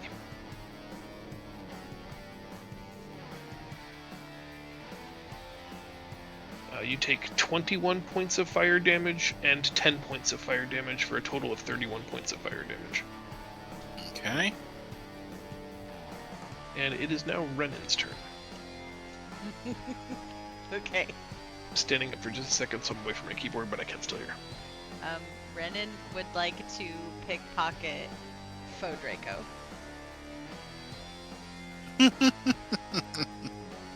While she's distracted.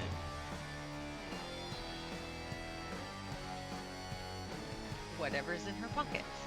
John wanted to know what I was looking to take. Only from her. I don't mind if the audience sees it.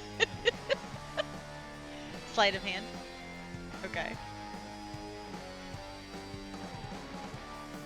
So she's gonna be like hyping up the crowd and drawing attention and coming over here and then maybe like clap her on the back so that she knows that she's there, and then she's going to sleight of hand.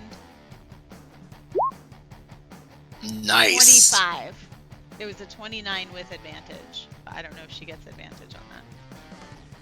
But a 25 is pretty good. He's thinking. He just said, is it? I don't know if I'm going to get away with this or not. Or what I'm going to find.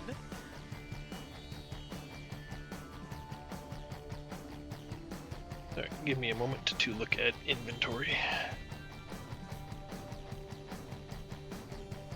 Like maybe her spell pouch. She could have taken all of her spellcasting components.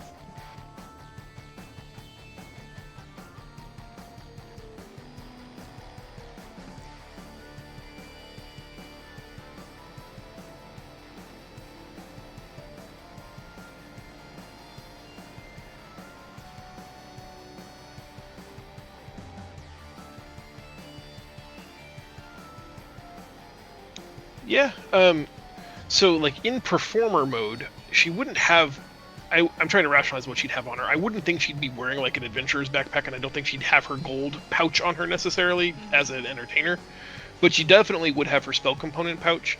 She's currently using her spell focus and her staff, like those you can't just disarm while she's staring at them, but the spell component pouch, I think I'm comfortable rationalizing would just be a belt item that's, you know, sashayed on her hip, and I have it a good authority that 25 is pretty good. Nice. So yeah, I think you could steal her spell components pouch. Excellent. I'm going to take that, and then I'm going to walk this way and toss it to Draco so that he can have her spell components. And then I'm going to do like a big wink and bow to the audience.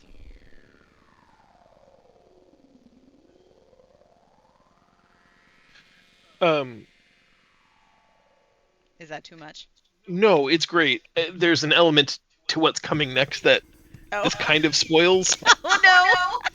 I'm sorry. So I kind of feel like, can you make a perception roll for her? That's probably the best way to adjudicate it. I'm gonna chat with Megan off comms for just a quick sec. I'll be right back. Do you want I'm gonna step away and use the bathroom. I'll Oh, be yeah, right break back. time. Break time.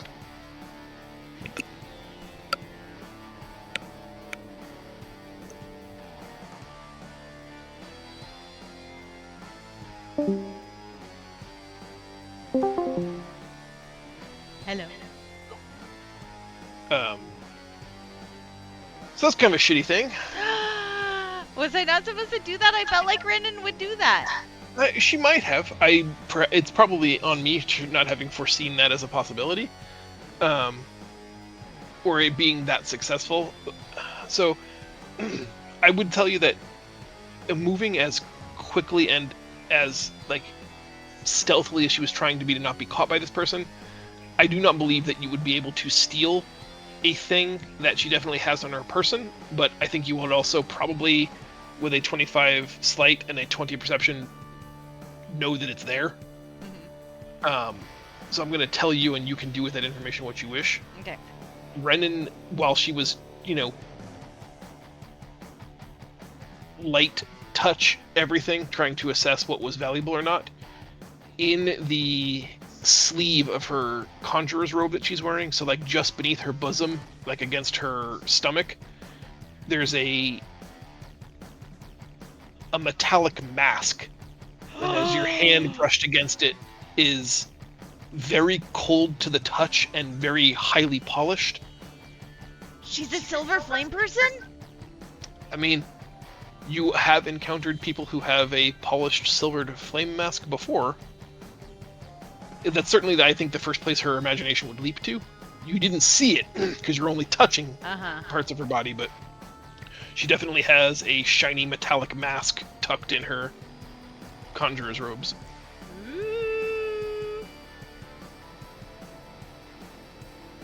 Okay. Anyway, do with that what you will. All right.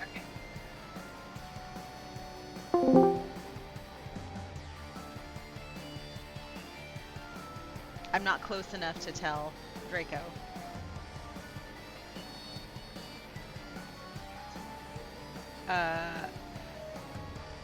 And Oni is the only one that she's established the secret hand language with, right?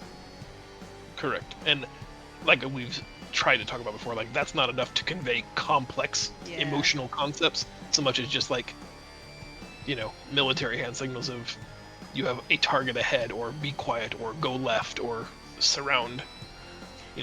Core movement concepts, not like complex emotional details. But she has something that It's she not telepathy. could pull out of the bag of holding and point at.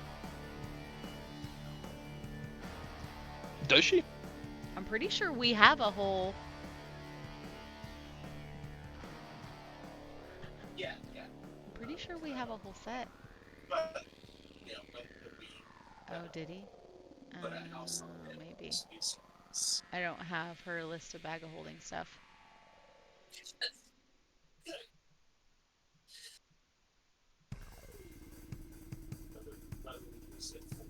Damn. Alright. Initially, I was just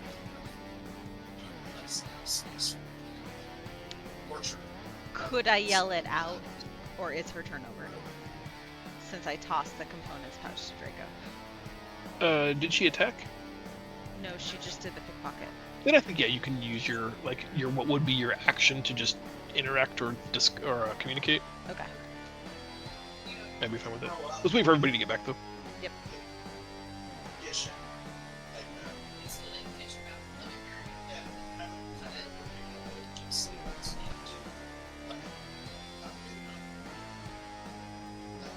Well, that's what I mean. Like, Yeah, but yeah, but it's nice like there's back button. Yeah. That's what I'm kind of thinking. Is I'm like looking at like two backs there's right now. not another way to dance. It's 4 miles away. No, but I'm thinking like it would be nice to have two like two backs, like a living area like this, and a kitchen. Basically like the downstairs with two backs. Because then you can get rooms or whatever inside. Then you have outdoor area, and then you have an indoor area like. Something like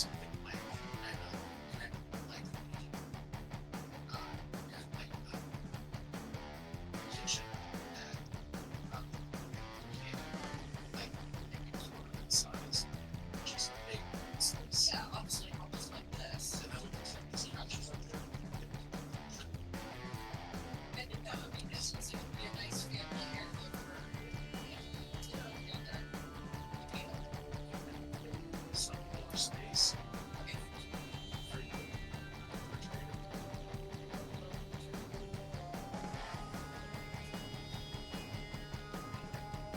trying to talk to you.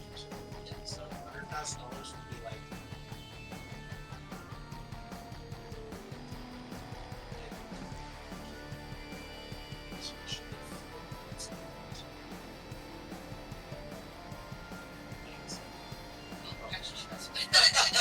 Maybe an architect, not necessarily somebody reliable technically.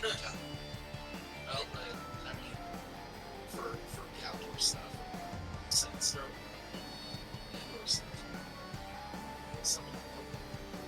But like seriously, that's what I would think. It's more or less like this. To full back positions. Okay, slightly easier. And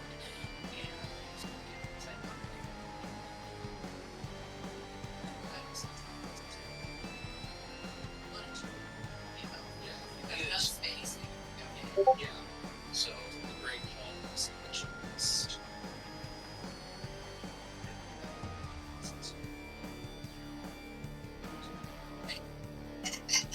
All right. Anyway, well, yeah, that it would make everybody's life easier. That's there.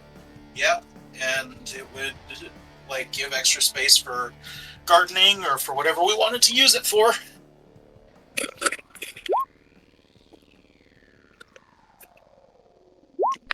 Sorry, I'm back.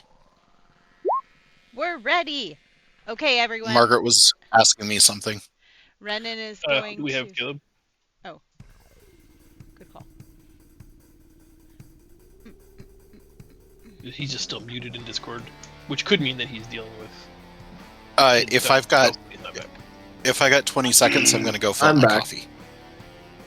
He's back, but as long as you're listening, you can still probably go fill up your coffee. My cord is only so long, so I can't fill up my coffee. But let's keep going. Okay. I can do it after my next turn. Renan is going to shout out, Alea's Flame! Silver Flame Mask! And point at the lady. And that's the end of her turn. She Okay. said Alea's flame and then said silver flame mask? Is that what you said?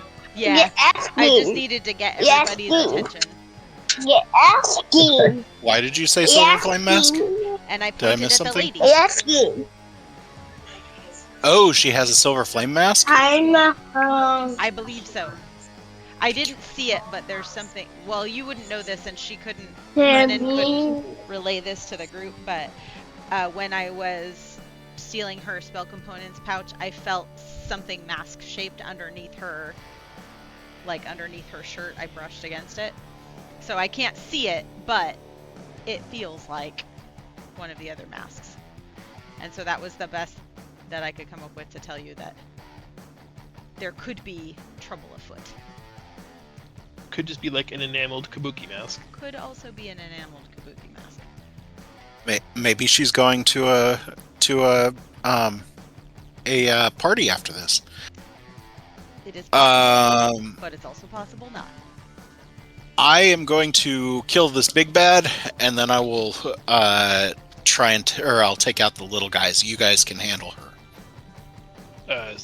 Technically speaking, at the start of your turn, you are in the sleet storm, so you start with a dexterity saving throw. Advantage, dexterity. That's right, bitch. I'm not sure who that's to. And I'm gonna press all the buttons and hit all the things and smack this guy with my smacking stick.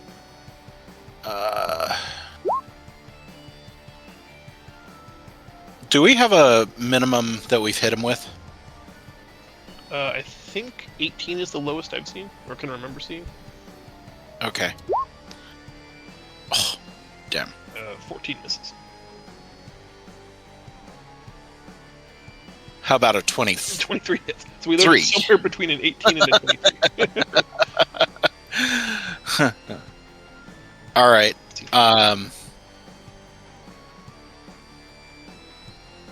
And I can do horns as a extra action.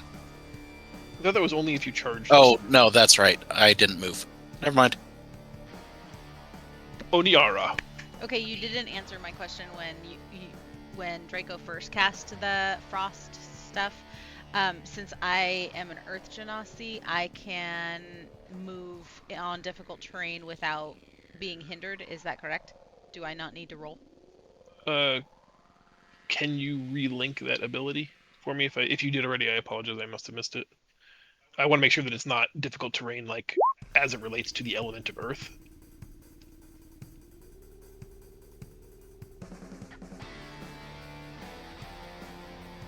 And you would like to make the rationality that because you are not hindered by difficult terrain, you should also not get slippy feet on Sleet Storm?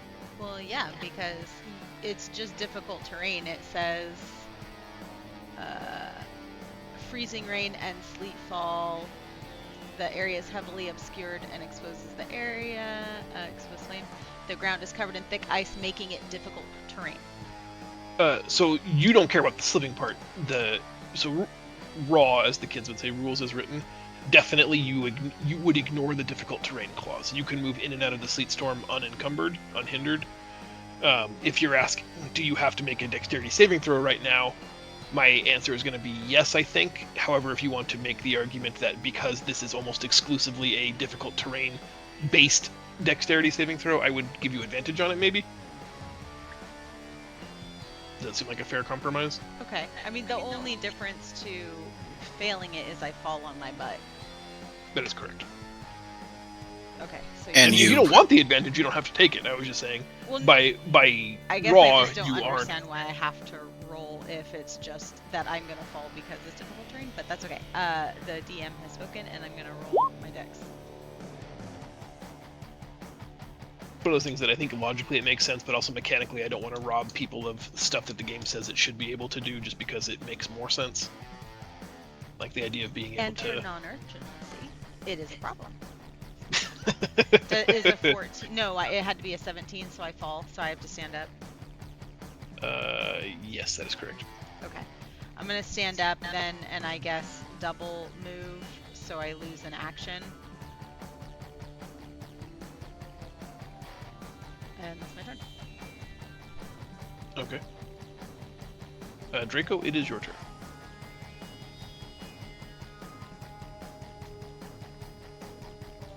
I like how you dropped a snowstorm on the team and somehow I'm the bad guy.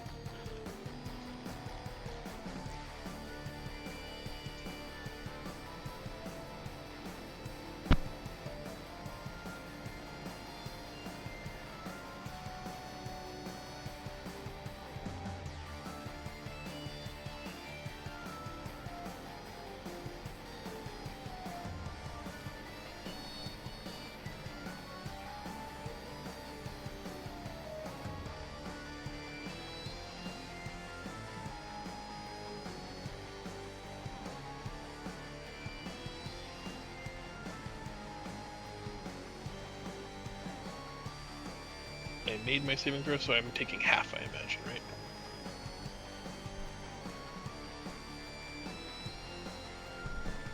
right? He is critically wounded, but still technically clinging to life.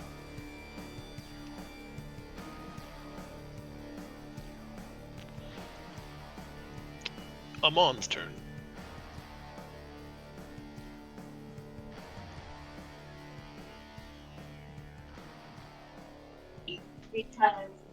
All right.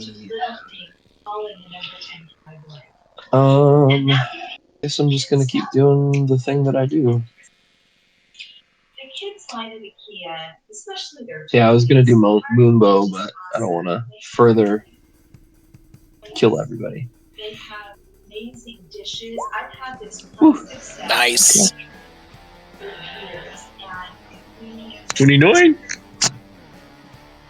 29 says, you begin to recognize patterns in your opponent's fighting technique. You gain a +2 bonus to AC against your target and advantage on all saving throws from effects originating from that target until the end of your next turn. Nice. Let's shoot it one more time.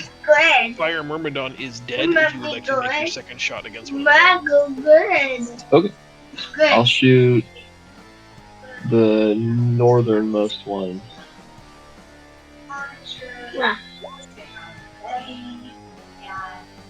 Does that hit?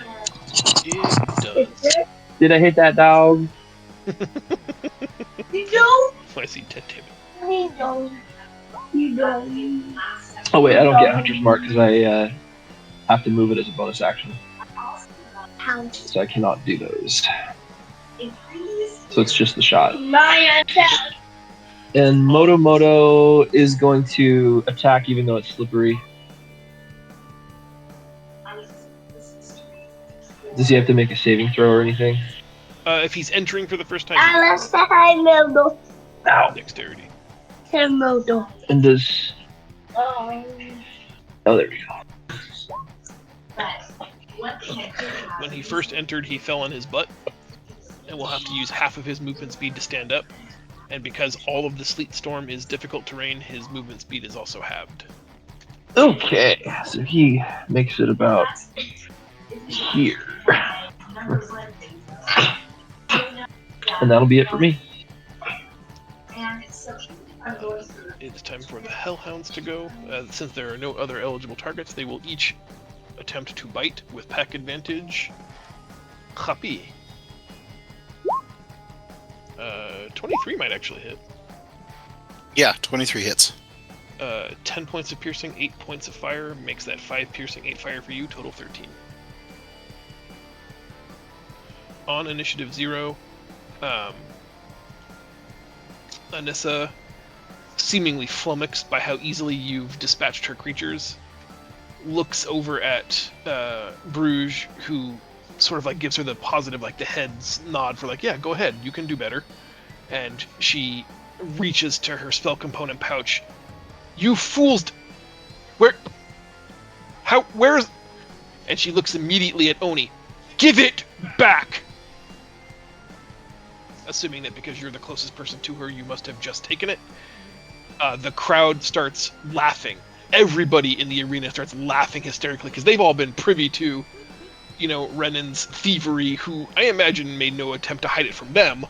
Dancing, maybe even still just now parading it over her head that she doesn't realize that it's been taken from her. You can see Oni, her face turns. It was like focused and steady, and now you can see a tear of frustration begin to well up in her eyes, and she seems just rageful. And like the young person sort of energy fades away, and a very serious demeanor replaces it, and she just looks at you and says, "Give it back." And as she does that, the simmering coals that are her eyes flare bright orange, almost casting light. Make me. She disappears from you, reappearing at the center of the tent, the big ring at the center, and reaches her hand inside her conjurer's robes and pulls out a highly polished silver mask and places it on her face and begins chanting.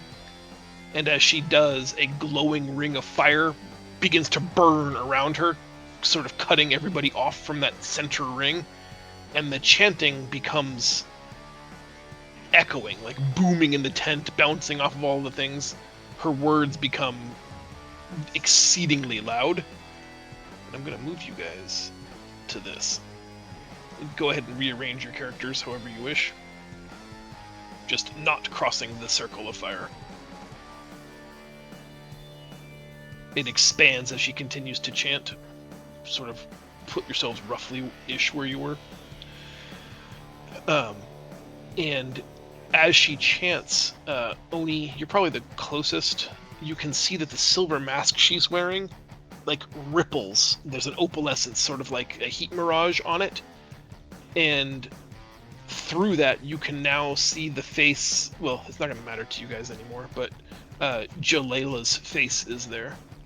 The person that we saw through the portal? Yeah. Nice. And she takes a quick like the silver mask surveils, panning left to right, almost as if someone had asked, like through a camera operator, show me the room. And the mask scans left to right. and a disembodied voice from through the mask says, I thought you were dead. Better that you're here now, so I might have the pleasure of ending you.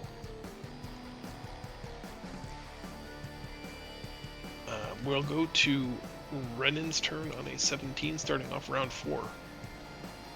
Can you redo the turn tracker? Oh shit. I forgot when I changed things, you guys can't see it. It's fine. You'll just have to keep reminding us. Renan's up and Hoppy's on deck. Okay. Can I shoot through? Will arrows go through the flame wall? How tall is it? It's about 20 feet tall, and we don't know yet what happens when something passes through them. Okay. Well.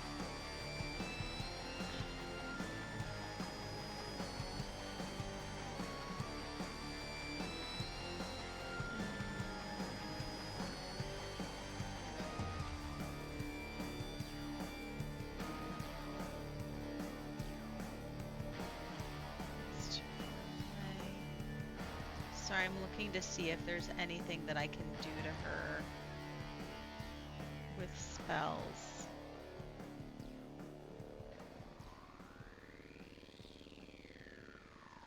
And strictly speaking, sorry, I had to refresh myself on the rules. The wall of fire is considered opaque, so you have no line of sight to the caster at the center.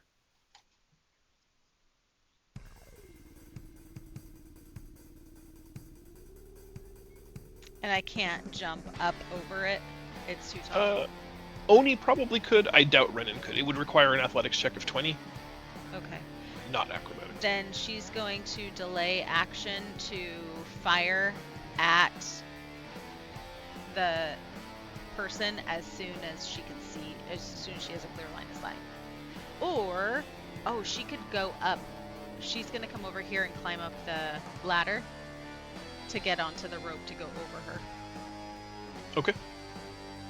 I don't know how far I could get, so you just put her Don't over. forget that Draco did burn that rope.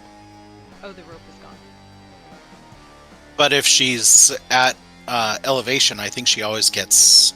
I could just be up at the top of the ladder. I was saying, like, if you want to snipe from there, that's... Yeah, that's fine. I'll Yeah. do that. I should be able to see at that point.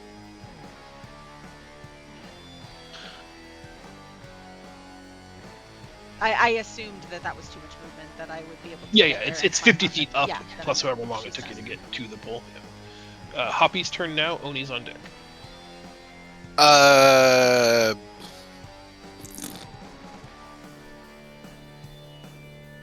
I can possibly make that athletics check. Could I Uh, offer an did- alternative? What's that? If we both delay our actions and you move over to Fire Guy, he can teleport us 15 feet, so he could take us through the fire ring. That's a good idea.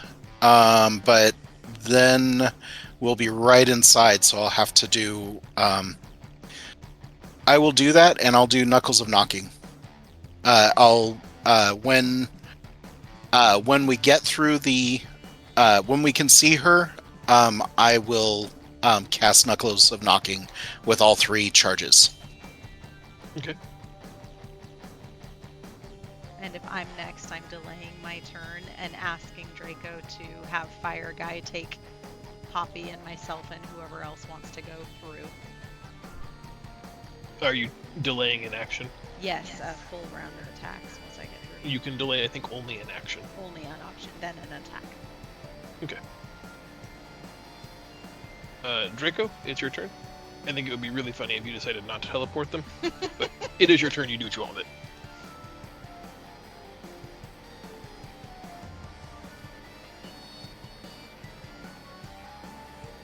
The summoned minions that she had before, the dogs, look like their bodies were consumed by the expanding wall of flame. And maybe I forgot to narrate that part.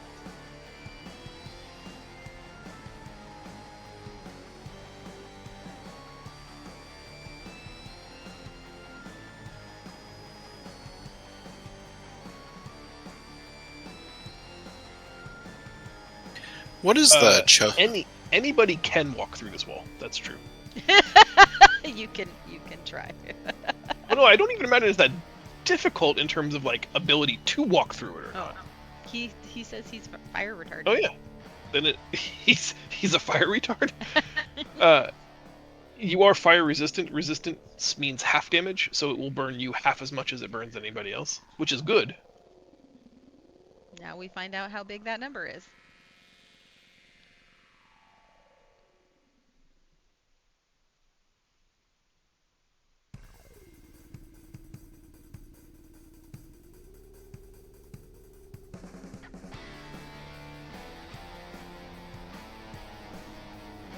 Should we do different music for this fight?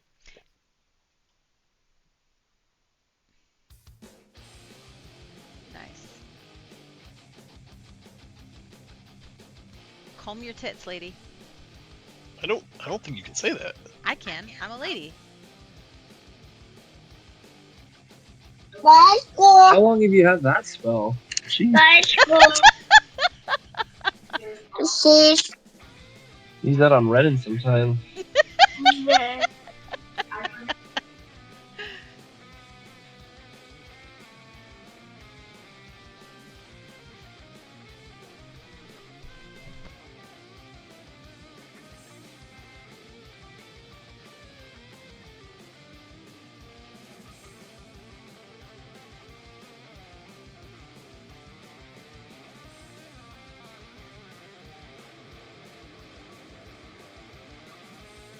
Let me start by making a saving throw so we see where we are.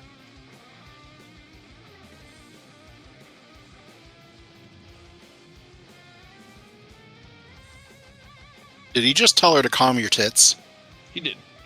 I succeeded the saving throw, so I am going to remain uncalm. And Fire Guy has teleported friendlies into the ring. Hoppy, I believe you have a charged Knuckles of Knocking, and Oni has a Sword Strike.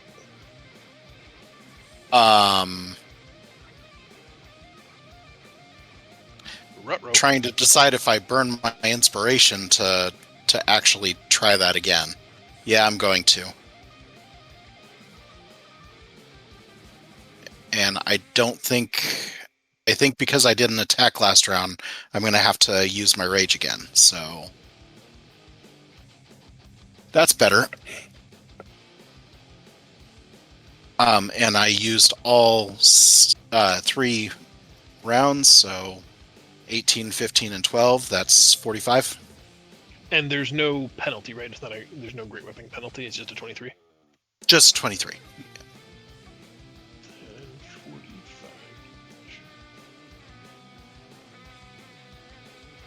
Sorry, I didn't uncheck all the boxes. No, I just wanted to make sure.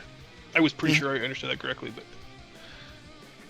It's I my was in turn. trouble if there was 10 bonus points to each of those.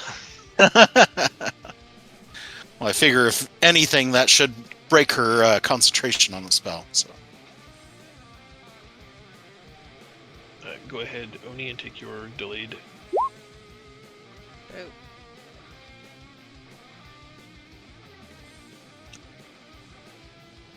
Oh, 16 misses. not surprised. All right. So a couple of things happen here. I gotta do 3 things. Hold on 1 second, please.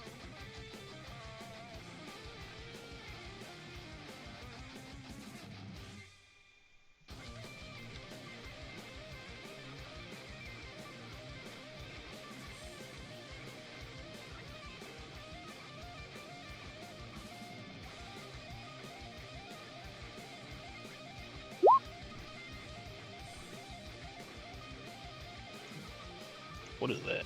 That's nothing. Sorry, gang. Be patient. My first roll is a 24. Here I can do it with multi-dice.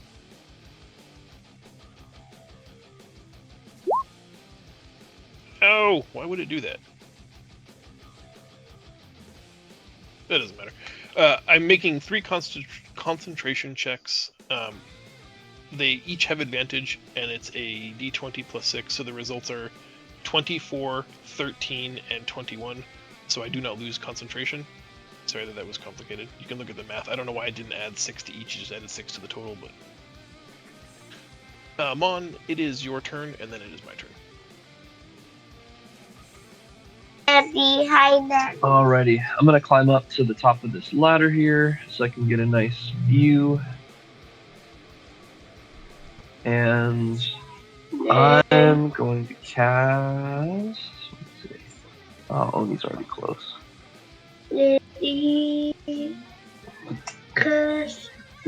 Boy.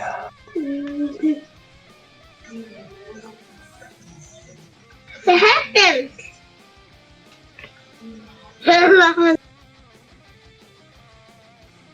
Okay. Sorry, I just had to look at the spell real quick. Too quick. Too good. Too quick. Ouch. Too And then good. I'm gonna cast Hail of Thorns. That's my bonus action.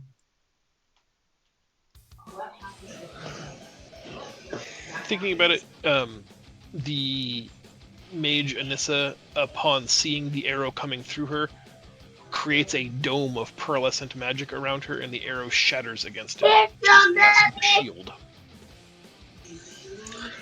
Well, then I'll shoot again. 25 does become new AC.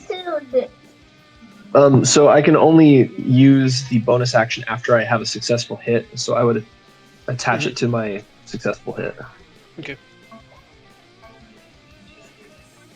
And I can't remember, is there any kind of like... No, I keep wanting to make it somehow like More root or complicated snare than it them, is? but it's just exploding thorns, right? Exploding damage. Yeah, I want it to hold them down as well, but it doesn't do that. Die. All right. If there's nothing else from Amon, then it is my turn. Let me rewrite.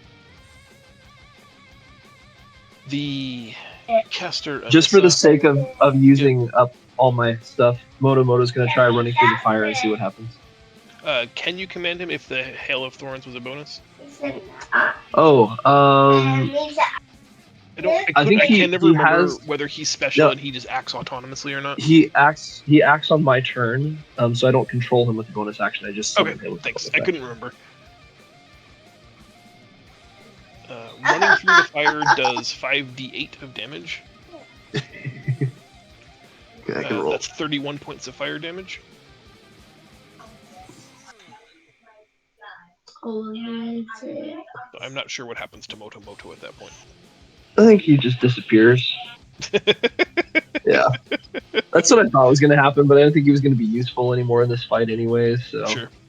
Moto, just following your commands, runs right into the wall of incineration and burns alive. If he wasn't a conjured spirit, that would be gruesome. Yeah. Six. I'm not sure how to take him off the board, so I'll just move him over there. And that is the end of my turn. Our lady will do a thing.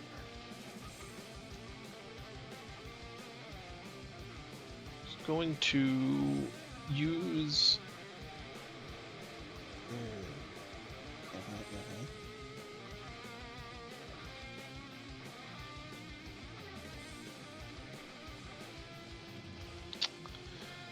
No, she's got the shield up still. Meg, you might want to take advantage of an attack of opportunity. I am withdrawing. Yes, I definitely do. How many can I take? I mean, as many as you think you can get away with. You get one. No, I get 2 attacks when I do my regular stuff. I had to ask. That does surpass her shield. She takes 11.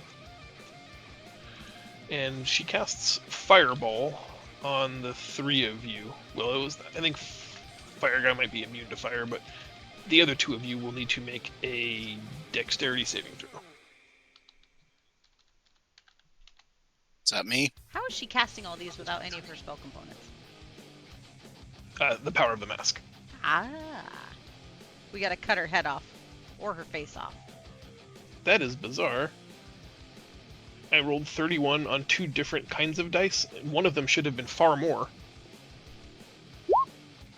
My dex saves Do I need a higher dexterity save than that?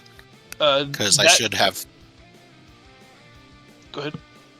I should Should have have. had advantage on. Yeah, then you'll want to roll again. Nope. Nope. 16 is You both fail and take 31 points of fire damage.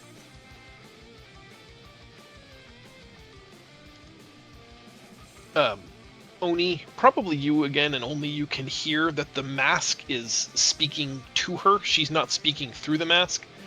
The voice that looks a little bit like Jalela is commanding her to kill them.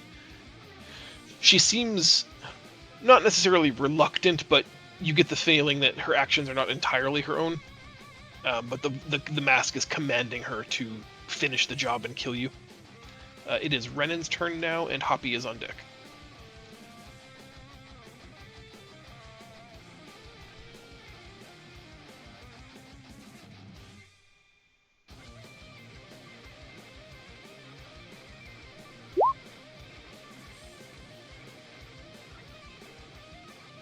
Does 24 hit? It does. Excellent. Is that enough to break her concentration yet? Or is the mask just keeping her in a perpetual state of So concentration? far, she hasn't dropped the concentration on the firewall yet. She has to make a DC equal to half the damage dealt or 10, whichever is higher. And so far, she's just had to check 10s, and she's wearing the robe gives her advantage on that check, so it's not likely unless we get a big crit. 29. I guess that's 29. 14. Yeah. It does, however, kill her. So Does she while I was worried about the concentration, We I should have looked at the other number first. we can't see her hit bar, so I didn't know how close she was. Yeah, she's Um, just dead. Is her um, body still animated by the mask? Yeah, so let me get through this really Okay. quick. The body of Anissa falls to the ground dead, having been shot through the heart from the back by our assassin Renan. As she falls, the mask inflames, and a disembodied form, an elemental shape, vaguely humanoid, 2 arms, 2 legs, and a head, begins to manifest from the mask, strolling to the center of the arena, kind of right where Oni is standing.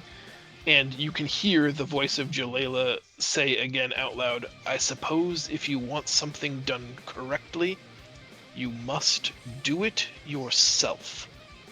And the fiery form manifests as this flaming angel figure, wings 30 feet in span, ablaze. She has a corona around her head of blistering fire and holds in her hand a flaming sword. And she points at Oni, pronouncing she will be the first to perish. And I think this is a good place to stop because we're not going to get through this in 22 minutes or 25 minutes. So let's. You sure about pause that? here, And we'll pick this up. I'm next feeling week. pretty strong. I'm sure you freaking are. strong. But I'm just gonna double crit and kill her. So it's already written. Got it right here. We'll do battle against Jalela's Fire Angel next Sunday? Question mark. Jalela. next Sunday should be okay. I will be out of town the following Sunday. Next Let Sunday me we double have check. an early out though for brunch for Father's Day. My dad. Oh, yeah, that's next week. Yeah. We can play from 9 to 11. Okay, do 2 hours next week. Yeah, that should be fine. Dad's on the call. Is that cool, or do you guys have Father's Day plans in the morning? I have There no was plans. there was a thing at the library next weekend, but that wasn't really necessarily a plan. It was just something I put down. So no, we should be fine. Let's play 2 hours. next week, 9 to 11. If something Okay. changes, let us know in Discord and we can pivot. I know Father's Day is an important one, so All right. just keep us in the loop. To who? Okie dokie, guys. It's to fathers or to people who have fathers. But It is I am fun neither. To celebrate you by playing D&D on Father's Day. Hell yeah.